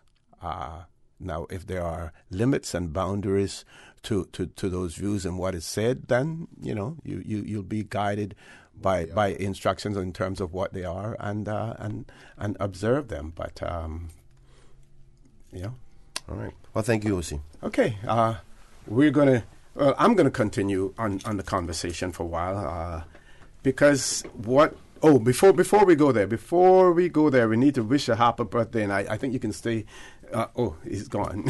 For that part of it, Miss Esther Ebanks, former member of our Legislative Assembly, is celebrating a birthday today as well, and we want to wish Miss Esther a happy birthday. Also, Caitlin Tyson, Miss Cayman Islands Universe. She's also enjoying and celebrating a birthday today as well. So we want to say happy birthday to both of them. And of course, that happy birthday is coming from Miss Caitlin Tyson's mother, Miss Catherine Tyson, as well. Now, many people, we have seen this circulating, a lot of people relying on the European Court of Human Rights pronouncement and decision that marriage, homosexual marriage, is not a human right. And this was circulating on social media like wildfire.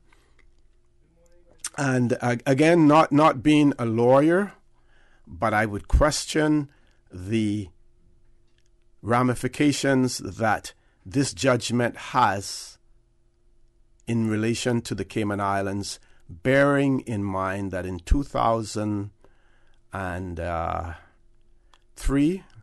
believe it was 2003, 2013, I'll get that right, the UK's Human Rights Act came into effect.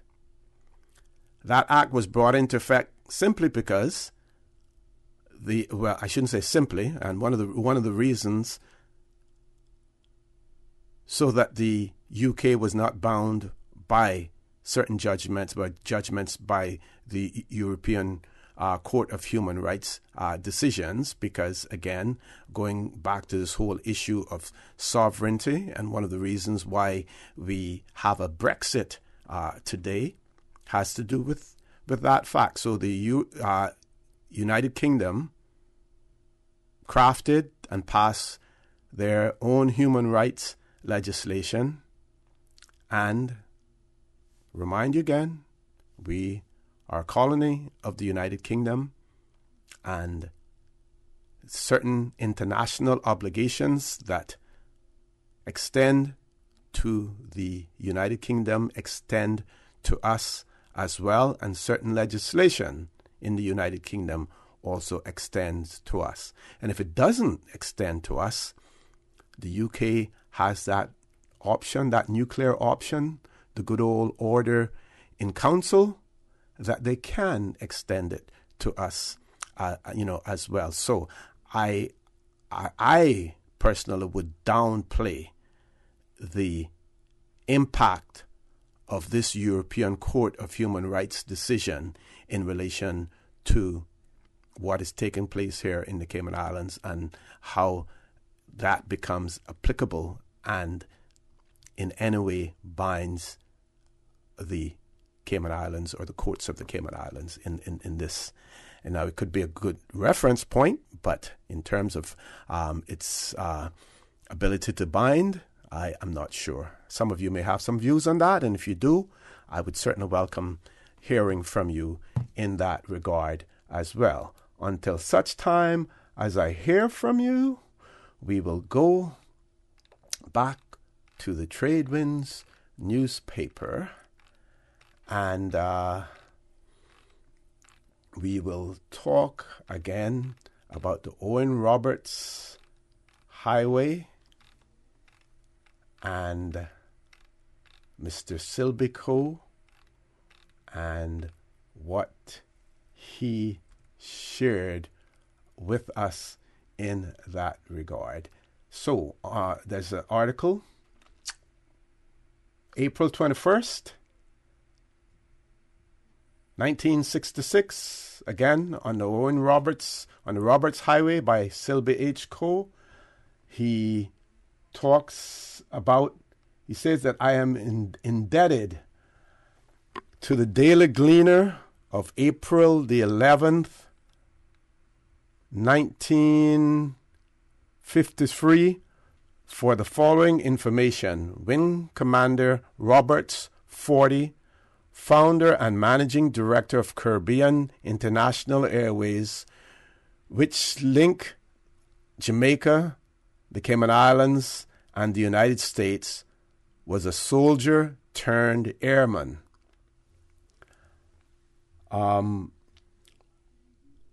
Born on September the 17th, 1912, the only son of Provost Marshal Owen Roberts and Irene Helen Murray, CVO, UK CVO. He was educated at Eton, somebody saw Eton. So if you attend Eton, you know you're coming from the upper class. Also educated at Sandhurst Military College, and he served in the Scots Guard from 1931 to 1934 when he took up flying. After training with the Air Services Training for 2 years, he joined Strait Corporation, an English commercial airline, and at the outbreak of the war rejoined the Scots Guard in 1939. From 1940 to 1946, he served with the Royal Air Force, from which he retired as a wing commander at the end of hostilities. Speaking to Cayman International Airways, the Gleaner continued, the undertaking was given the undertaking was never a money-making proposition, which seems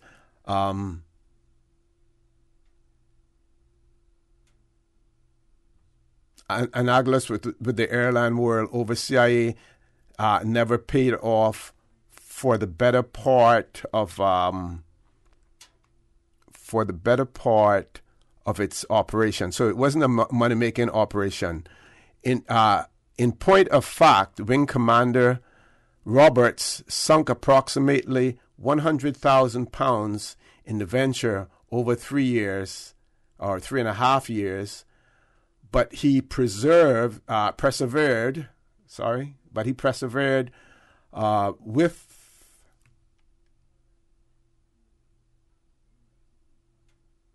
it until last year. For the first time, profits appeared on his books as a result of the tourist trade in Grand Cayman, for which he had plugged hard over the years. It is quoted as saying, CIA's development and its endeavor to get out of the red on its operation had of necessity to depend on to a great extent on development projects in the dependencies. Wing Commander Roberts knew this, and it was no surprise he should have displayed such deep interest, and was indeed in the moving spirit behind the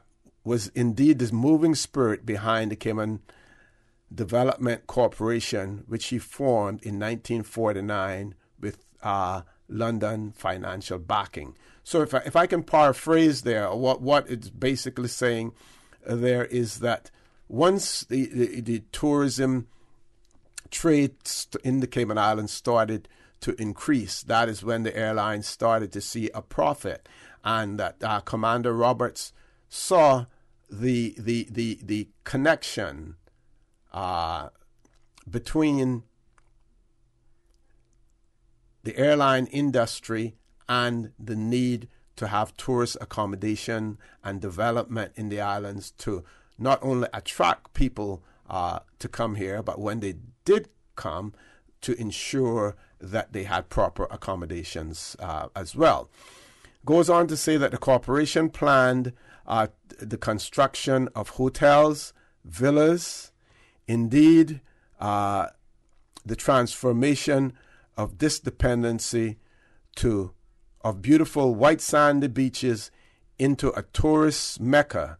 CIA was to ferry in the guests. CIA's next move was to purchase 2 Lockheed Lodestar aircraft, an exclusively land-type plane, which unfortunately was to bring the curtain down on the history of Cayman International Airways.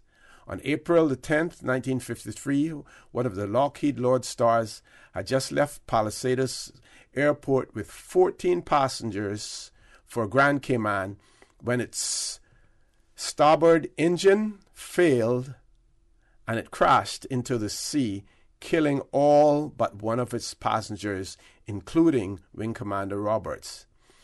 The time was exactly 9:40 a.m.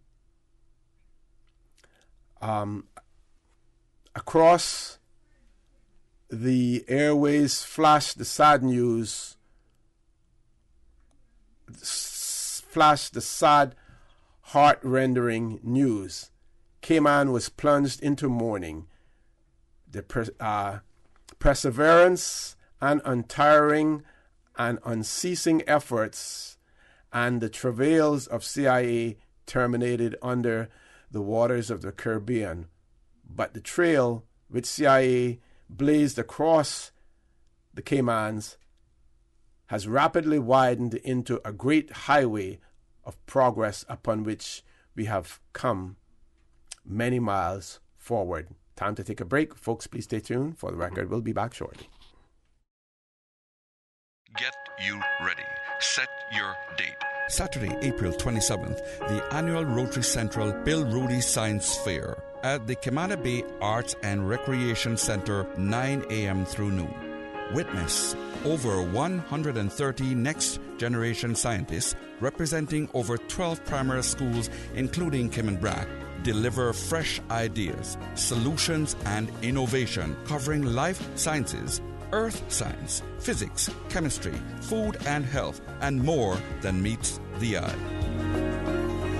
3 hours of science-spiration by the next generation. Major sponsors, Dart Minds Inspired and Green Turtle Express. Rotary Central Bill Rudy Science Fair 2019. Ideas, innovation, inspiration.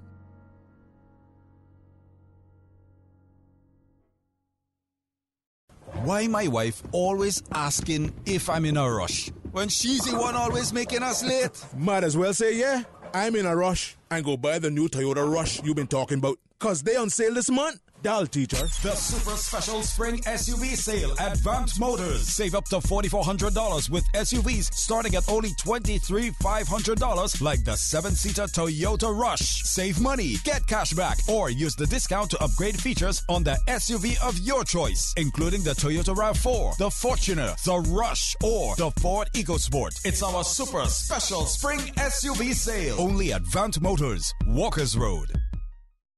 My dad is the best. He was always there to protect me and guide me to be a better person. He helped shape me into the woman that I am today. But I was never prepared for the day that I had to protect and take care of him. It was terrifying and a total role reversal. But I will always be there for him like he was for me. When it comes to his medical care, I go where he always did, West Bay Pharmacy. We know the difficulty of caring for elder family members. At West Bay Pharmacy, we can help assist you with caring for your loved ones by providing quality medicine and some of the most efficient home healthcare items possible. We provide precise calculations with your prescriptions to ensure your medical safety. West Bay Pharmacy, taking care of your health. This Easter weekend, the Cayman Islands will welcome the rest of the Caribbean, and you do not want to miss it.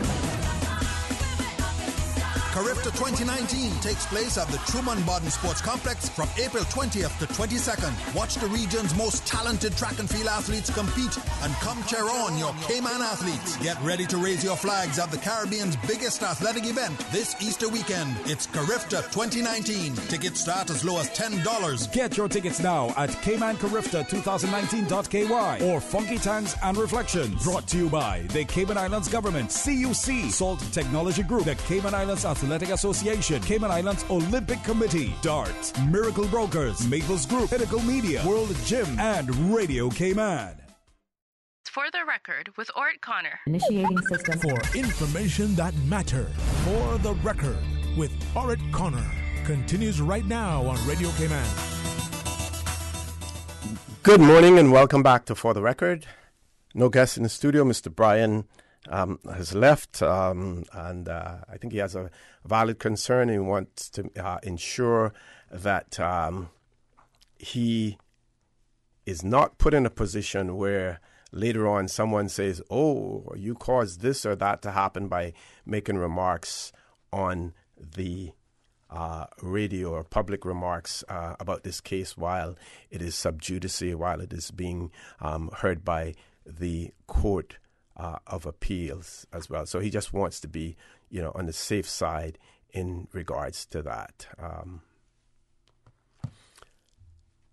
Before I finish reading the article, also want to extend a happy birthday to Marisa, and that is coming from your mom, Anne Marie. Happy birthday today to Marisa from your mom, Anne Marie, as well. So I'm going to wrap up now with Mr. Silbico's article on the Roberts Highway. Goes on to read, without air service, the great developments in the Caymans would not have been achieved. These are all the aftermath of Cayman International Airways and its founder managing director. This is why our airport bears the name Owen Roberts, and I believe in due deference to that gentleman that it should remain Owen Roberts Airport as well. And maybe at some point in time we should give a little bit more recognition to the gentleman as well, if possible. The article goes on to say, as we continue to move forward on the Roberts Highway, upon which he so suddenly fell, let us continue to remember his work, his sacrifice, and his love, and strive to build a monument in our hearts to the man who gave his life to open our doors to the sunshine of prosperity and to the world.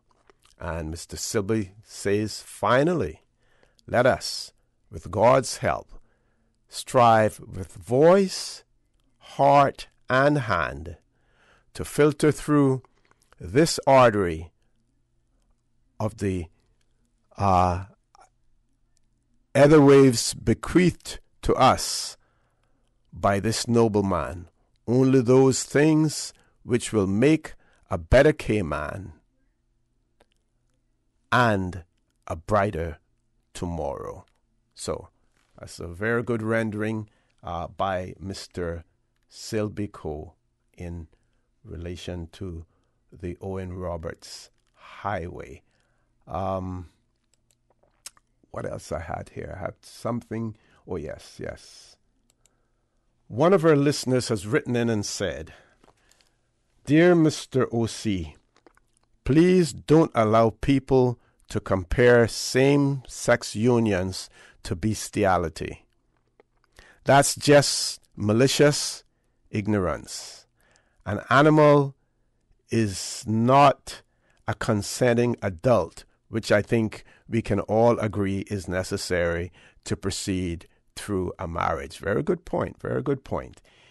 If someone wants to argue about changing the Constitution, fine. Or that this sudden change for the community is too much, too fast, fine. But please don't allow those ignorant comments to recede with you saying good point. It is not a good point. And if I know I said good point, and if I meant it that way, I don't think I meant it that it was a good point, because I did rebuff the caller in relation to it to say that was a sorry excuse for it. But I accept the person's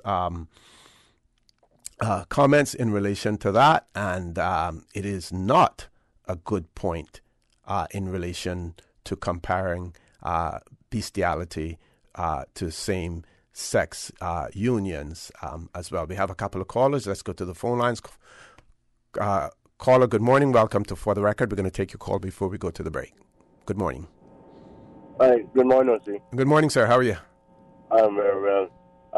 O.C., I'm not calling about same-sex or anything like that. Not a problem. Not a problem. But what I'm calling for is you know, I was reading the newspaper just a day or so ago, and I saw where the government donated $50,000 to the Kabul festival. Mm-hmm. And you know, O.C., that is so sad, because those people came here with a product that attracts thousands of people mm-hmm. with high entry fees, but yet we, as the Cayman the people, supported that by giving our money, the people's money, $50,000 to them. Yet, successive governments have sat by idly and watched the Pirates Festival dwindle to almost nothing. I know the dear lady there, I think Miss McField, I know she must be just so frustrated, because I understand they're giving each district $5,000 to support a festival that was intended to bring people to the shores during the slow season. Mm-hmm. And to display Cayman's heritage, which is far from that now, I must tell you, because we don't see what we used to see 20 years ago when I was actively involved in it, in terms of the float displays and what we're seeing offered for the Heritage Days. It's really dwindled to almost nothing, and really because, as I understand, lack of government backing, lack of government, attention to detail in respect of funds. We're gonna give Kabul $50,000, but when you add up the total that government gives by district, we're not getting to $50,000 yet, mm-hmm, right? Mm-hmm, mm-hmm.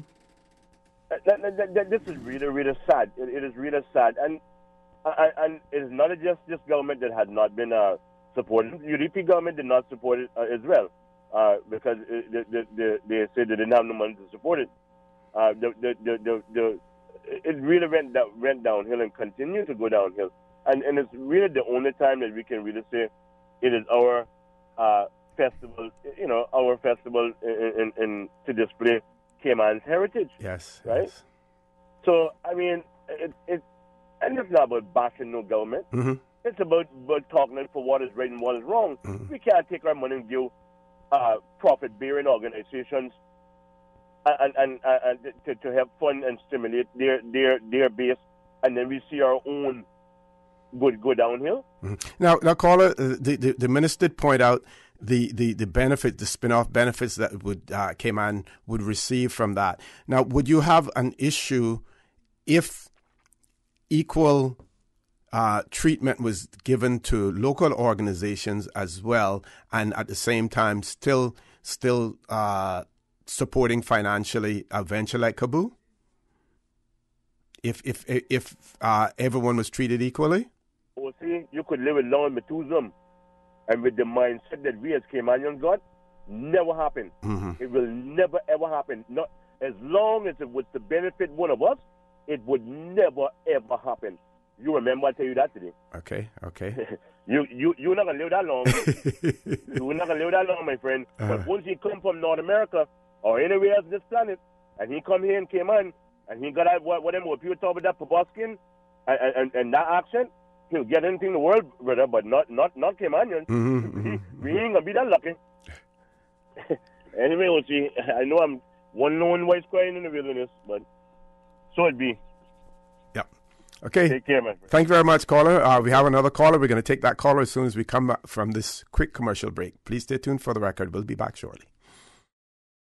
Vigoro on Agricola Drive is having their annual tree sale now through April 14th. Get 20% off fruit and foliage trees and 50% off other selected trees. Cash and carry only. Vigoro is supporting Earth Month with this great sale. Everyone should plant a tree. It benefits the earth and us. Now more than ever, the earth needs our help. Buy a tree at Vigoro's tree sale from now till April 14th, only on Agricola Drive. Open from 11 to 5 on Sunday, April 14th. I've got some beautiful clothes. I know just where they go. Puritan Cleaners. Puritan Cleaners now using the most popular and eco-friendly cleaning solvents. 3 convenient locations to serve you: Savannah, Countryside, Elgin Avenue, Georgetown, Eastern Avenue, Georgetown. Drive through rain or shine. Free pickup and delivery. Call Puritan Cleaners at 949-7104. You feel good when you look good. Sports Extra on a Tuesday. Be sure to tune in every Tuesday from 7 to 8 p.m. for Radio Cayman Sports Extra Show as we inform the community on important issues in Cayman Island sports, featuring members of the local sporting community, including athletes, coaches, and government officials. Sports Extra. Proudly brought to you by Cayman National Bank, proudly serving the Cayman Islands since 1974. Visit Cayman National Bank today for all of your financial needs. For the record with Orrett Connor. Initiating system. For information that matters. For the record with Orrett Connor. Continues right now on Radio Cayman. Good morning and welcome back to For the Record. We're going straight to the phone lines as promised. Caller, good morning. Welcome to For the Record. Good morning, Mr. For the Record. Good morning, Doc. Good morning. How are you? Good. I'm fine. I'm good. How are you? Steve McFeel here. I'm sorry about yesterday, but I didn't get away from what I was doing until around 10 o'clock last night. Understood. Not a problem at all. Don't forget now, while we have you on air, I want you to talk about what we spoke about yesterday with that photograph that was circulating on social media with a demonstration taking place on the waterfront. Because those days we call it the waterfront. We didn't call it South Church Street or North Church Street. We call it northward, but we call it the waterfront as well. And one of the placards had on it, "We are not the Congo." And people on social media were questioning what year that was and what was that demonstration was all about. And of course, we went to our resource individual here in the Cayman Islands, and you have the answer for us as that as well. So whatever else you're going to talk about, don't forget we want to talk about that also. Let me talk about that first. Okay. The year was 1970. Okay. The spring of 1970. And it was a demonstration led by Gilbert McLean, Ira Walton, and the late Bert Watler. Okay. It was a demonstration against a new development plan that the government had put into place, passed in the legislature, which essentially was going to limit building a house to 1 acre, and that the government would own the swamp lands. You would not be able to clean the swamp lands. The government would clean those. Okay. That was adjacent to your own land. Mm-hmm. Now, today we look about, we call it a Jim Borden's law, because it was the first time at that time that the subdivisions had started in the Cayman Islands. Mm-hmm. The government, Mr. Jim Borden was not, the late Jim Borden was not a fan of the establishment, mm-hmm. and so it seems that the legislature did not want people to buy his lot up in Prospect, because the lots were going to be 100 by 100, mm-hmm. and the government passed a law saying that you could only build a house on an acre of land. That caused a lot, and the government was going to own the swamp land, people's swamp land, take people's swamp land away from them. That caused an uproar young Gilbert McLean, Ira Walton, and Burt Watler decided to take up a petition and then led a demonstration to deliver the petition to Governor Long, who was then the governor. He was the administrator, then became the governor. The night before the petition, I'm going to tell you this, that the evening before the petition, while some of the men in the petition, like people like the late Rudell Johnson and Michael Johnson's brother. Rudell was the one that had the sign up saying that this is not the Congo. Okay. Now, the evening before the march, Miss Annie Borden heard about this march, and she Miss Annie Borden was going to be in anything that had to do with the people. Mm-hmm. And Miss Annie heard about the march, and her driver took her down to where those guys were making the placards. Okay. And Miss Annie understood maybe 6 or 7 or 8 people there. They were nailing the placards together and things like that. And Miss Annie asked to say, well, where's the march? Where's the march? And they said tomorrow. And said, well, Miss Annie said, well, are these the people? Yeah, they say us and some other people too are going to be the march. And Miss Annie contemptuously told them, I wish they could put you all in jail. They could arrest everyone and put you in jail. Miss Annie got into her car and left. But that morning, when Miss Annie heard that all the march, hundreds of people, and by the way, that was the largest march ever in the Cayman. Okay. Hundreds of people had gathered down by by the park? Princess Royal Park. Princess Royal Park. Mm-hmm. They had the same with them just now. Miss Annie came out with her car. When Miss Annie saw the hundreds of Caymanians out marching, Miss Annie, and Jim Borden was there, Miss Annie decided to put her car at the head of the march and asked Jim Borden to join her in her car. And they marched like the road that you see. They marched down 4th Street, mm-hmm. marched up the Harbor Street, we now call Harbor Drive. Right. Went up Elgin Avenue, went to the administration building. Now the person who was president at the time, and who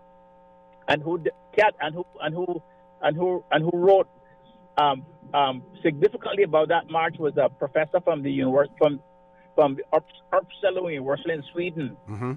I think it was named something like Ulf Åhman. Okay. And he wrote a book called Caymanian Politics. Mm-hmm. And he narrates the whole story, and it's really very interesting. I told you I was going to give you a copy of that so you could copy it, because I don't think you can buy it now anywhere. And it was a tremendous march. But not only that, when the government heard that there was going to be a march, what they did also, they had a warship in. They had called in a warship, and the warship was off the horizon, ready to arrest people for disorderly conduct. Mm-hmm. And the professor from Sweden narrates the story about it. It was not only was it a significant march, but it was also like a carnival, because people were selling ice cream on the side, and ice cream cones and soft drinks and all that sort of stuff.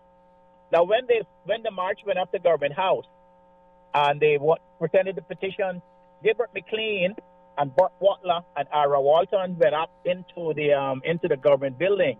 They long and invited them up to the government building and took the petition from them and promised them that he would take the matter back to the Legislative Assembly the next week or the next month or something to see if they could if the legislature would change its mind and overturn the law. Okay.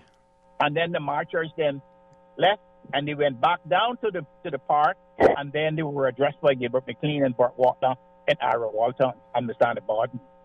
But it was the largest march. It was in 1970, and as a result of that, of what Gilbert McLean did, Gilbert McLean was young then, and just came from Michael. What Gilbert McLean did, Gilbert McLean could not get a job in Cayman. Wow. He was blackballed, and the only job he could get was digging post holes for CUC, for what's the CUC then, for the light power company to plant the posts to run electric wires. That's the only job he could get as a trained Myconian. Wow. And as a result of that, he was exiled from the country for nearly 2 years. To make a living, he went to the States, where he had met his wife, and he had to go to the States to make a living. And it was after that his father-in-law wrote to the government and said, this was a shame that a brilliant man like Gilbert McLean should be exiled from his home. And then I think that Governor Long or one of those governors wrote and said that Gilbert should come back, and they would see if they could find a place for him. But that Gilbert was exiled from here because he led that march. And I have the whole story about it in the Caymanian politics. Okay. I want to get the book to you so you can share it with your audiences and your listeners. I will definitely get that. It's very, very, very significant. So that was the march. Okay. And they had all kinds of placards up. Yeah. That day the placards were made by all of the Matilda Corner boys. Down in Matilda's Corner, which is across from where the men clean the fish now. Yes. Up there, that was called Matilda's Corner. Opposite there, right there. Opposite Okay. there, Okay. Anything else you want to talk about, Doc? I want to talk about the story that Mr. Stillman narrates about the history of air service and tourism in Finland. I think it's very good because a lot of people do not know our history, and I think it's good that you are reading those things so that people can get the information, because the information is power. Yes. If you don't have it, you know where you come from, how you got here, and where you're going, then other people will destroy your society, and that brings me into what I gleaned from what you said this morning, from reading that story this morning. It is so significant from the story to know that the early pioneers who came here, and by the way, you remember they had the pioneers law that gave people certain concessions to be able to start developing the country. Right. One was with the hotels law, something like that. Well, it's very significant, Orrett, that the early pioneers who came here came to benefit Cayman. They came to benefit Cayman. Owen Roberts gave his life to benefit Cayman, not take away from anything. When you said it wasn't going to be a profitable business, but it was going to help Cayman to develop. Yes. Today is the opposite. They come to take what they can get. Some of them come to take what they can get from Cayman. They don't care about amalgamating and integrating into the society. They come to take what they can get, and that leads me into what I believe. I would say, Orrett, that it is amazing to see how one group of people can come from another jurisdiction and come into this jurisdiction and other jurisdiction and interact with this group of people, and then demand that this group of people welcome them, and then they turn around, like the history book says, and destroy other groups' culture, other groups' way of life, other groups' meaning, and then when they become the group that welcome them become extinct, 200 years after they dig up their culture to study them. That amazes me of how that happens in history. Yeah. And so it's good that you are reading those things, because the average Caymanian youth and even the Caymanian adult do not even understand, because I don't think they read those papers when they came, and a lot of them are too young to remember that, because a lot of people who would have known about that are left the island, or they're deceased or whatever. Yes. And by the way, my family, my grandfather, Samuel Richard McField, was one of the people who invested in that airline. Yes. And don't forget Dr. Linda McField has pointed out that she has those originals, and she's happy to share copies with you as well. Yes. So that is how Caymanians were involved in developing their society in those days. Yep. Versus today, where they are marginalized and we're called lazy and we're called dumb and stupid and so forth. And you should keep reading those things. I will. So you read them all the time, That narrative has to be put into the schools. They should bound those things and put them into schools before they're lost forever. Yeah. Doc, thank you very much for that, and we will talk. Take care. Enjoy your day. Folks, we're going to take a commercial break. When we return, I think we have a few WhatsApp messages and one caller as well. One WhatsApp, one caller, and we will accommodate both. Please stay tuned for the record. We'll be back shortly. At Seaboard Marine, customers often ask us questions about their shipments. Hi, I'm thinking of buying a car from the States. Which port do you ship out of? Hi, we ship out of Miami, Houston, and Brooklyn. Just let us know your port of choice and we can provide you with a quotation and answer any questions you may have on ensuring and protecting your vehicle during its journey. Shipping shore to shore, Seaboard. Get you ready. Set your date. Saturday, April 27th, the annual Rotary Central Bill Rudy Science Fair at the Kemana Bay Arts and Recreation Center, 9 a.m. through noon. Witness over 130 next-generation scientists representing over 12 primary schools, including Kevin Brack, deliver fresh ideas, solutions, and innovation covering life sciences, earth science, physics, chemistry, food and health, and more than meets the eye. 3 hours of science-spiration by the next generation. Major sponsors, Dart Minds Inspired and Green Turtle Express. Rotary Central Bill Rudy Science Fair 2019. Ideas, innovation, inspiration.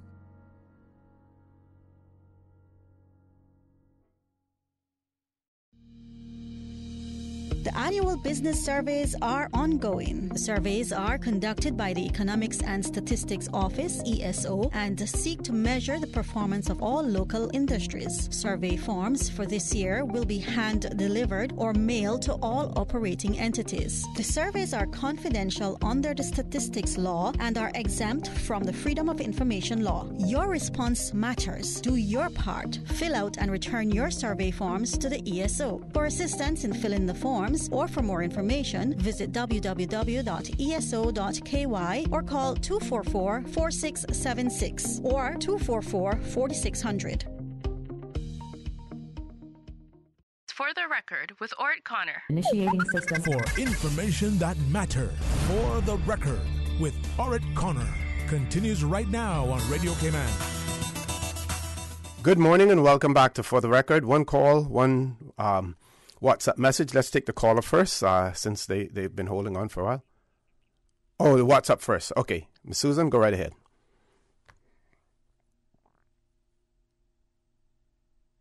Good morning, Mr. Orrett Connor and Mr. Kenneth Bryan. Just want to say a few things concerning the topic of our discussion this morning. I was most disturbed a few days ago when I heard some adult folks discussing this situation. And there were kids about the ages of like 7, look at about the ages between 7 and 10 were standing by. They weren't saying anything, but they were just looking at the adult persons and listening to the discussion. And what made me so sad was those kids had a look of dismay and stress on their face. One was even rubbing the head and looking at the other one, and it didn't look well. And I'm saying, no, this has impacted our kids. That's not good. And I know that all the children are talking it too, because I heard some of them even yesterday talking about it and what is this, and they don't know fully what it is, but it is causing an impact on the children, and it's gotten into the school. And truly, I don't know what's going to be done or whatever, but I don't think that this is a good thing for the island. And I really support the Legislative Assembly and the steps that they have taken. And I do hope that something comes out of this that is very good. Okay, I want to thank that caller for those comments as well. Let's go to the phone lines. Caller, good morning. Welcome to For the Record. Good morning, OC. Good morning, ma'am. How are you? I'm okay. I didn't ride this morning because it was, oh boy, it is blowing really heavy down here. Okay. I heard crabs are running in West Bay already. Not heard, but we saw some down in the Papagallos area on Sunday morning. How come you all are getting crabs down there so early? Yeah, but the ones that we're getting on Turtle Farm Road are not eating crabs. They're the red shanks. Okay. Yeah, plenty of them. Mm-hmm. It's because we had a little rain on and off, and now their holes is getting, their homes, their condos is getting full of water or something like that. Anyway, I call in to say this. We need to get Dr. McFeel. I know he has a business, but we need to get him on that radio much more often with you, because he knows a lot of history. He knows a lot of people. And he said one word that is with me for the last 4 years, and that is blackball. I would say my son Patrick is being blackballed. Mm-hmm. And as a father, and I'm a mother, it's only those that experience that sort of thing. And if Patrick wasn't educated, it wouldn't get to me that much, but he still have his rights. They give him no rights at all. Some people that he wrote off to for jobs, including the government, including law firms. One lawyer looked him straight in the face and told him that we were told not to hire you. We were told not to hire you. Now, Patrick is not a thief. He didn't do anybody any wrong. What he was accused of has put him back, 20 years. He did a lot of things for Cayman. You think that Caymanians that patting themselves in the chest and going on, I always say this, going on about Christianity and how Christian that this place is, looked at him or tried to give him advice, or the churches, one of the churches that he used to go to, have a lot of elders. Did they and they call him up, pray with him, or even try to help him find work? He has work now, but that's not his field. Yes. He'll do anything to earn a honest living, but that is not his field. Right. Patrick speaks different languages. He's qualified, and yet another law firm has turned him down, something that they did not even had advertised in their advertisement that they put in the paper. They turned him down because you're not qualified for that. He is about, mind you, he has a Swiss passport, so he can go anywhere with that Swiss passport. But this is his home. Yes. This is where his family is. This is where we are. We have a very good communication, good talks with Patrick day and night. And I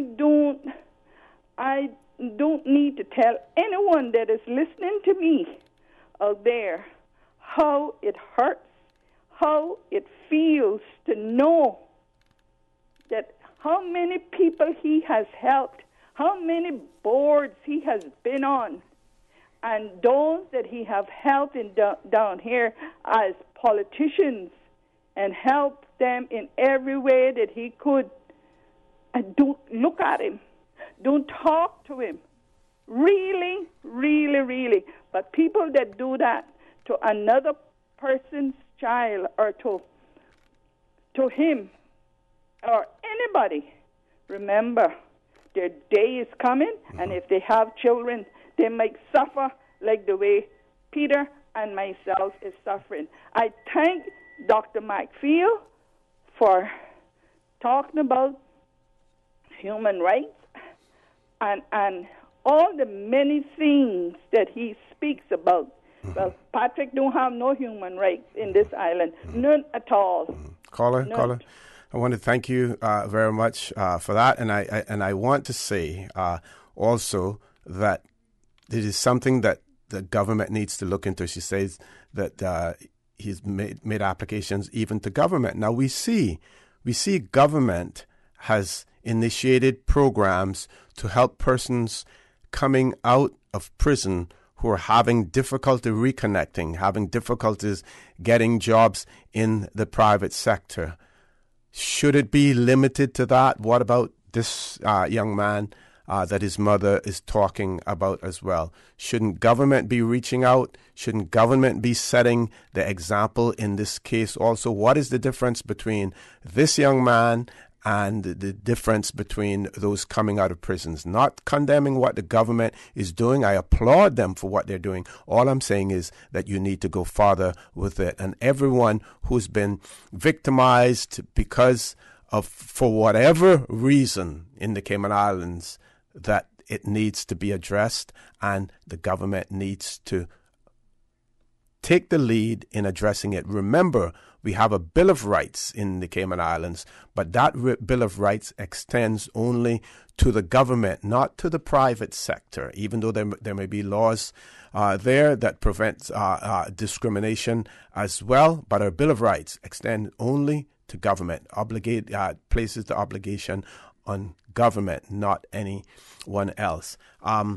Before we go, we were talking about the crosswalks, and I want to talk about that a little bit more on Friday possibly, but the National Roads Authority are not the ones who are responsible in terms of decisions where crosswalks would go. There's something called a traffic management panel that's established under Section 108 of the traffic law, and membership to that panel includes Royal Cayman Islands Police Service, Commissioner of Police or his representative, the Chief Officer in the Ministry of Commerce, Planning and Infrastructure, I believe it is, or their representative. Also the Managing Director of the National Roads Authority or his representative, and the Director of Department of Vehicle and Licensing are also involved in that as well. So it's not the NRA's responsibility in that regard. We'll talk some more about that as well. Folks, I want to thank you for allowing For the Record, and by extension For the Record into your... Folks, I want to thank you for allowing Radio Cayman, and by extension For the Record, into your homes, into your vehicles as you traverse the busy roads of the Cayman Islands, into your places of work, whether it be an office cubicle or if you're working in the outdoors. I also want to remind you that we are our brothers and our sisters' keepers. There is always someone out there who's less fortunate than we are, and I ask you to extend a helping hand to them. If you can't do that, then I suggest you donate to a worthy charity, because we always want to consider those who need, not necessarily those who want or even those who crave. I say to you, have a great day. Continue to support your radio station, Radio Cayman. Join Sterling Dwayne Bags at 12:15 for Talk Today, and as usual, we ask the good Lord to bless these three beautiful, wonderful Cayman Islands. For the Record is brought to you by Vamped Motors, the only authorized Ford and Toyota dealership serving the Cayman Islands. Cayman Pharmacy Group, with a location in West Bay and professional pharmacy at CTMH Doctors Hospital. The Cayman Pharmacy Group has a location for you just around the corner. Seaboard Marine. With over 35 shipping ports, find your shipping solution by calling 949-4977 or visit seaboardmarine.com for competitive rates. And Rotary Central. For more than 110 years, Rotary members have used their passion, energy, and intelligence to take action on sustainable projects.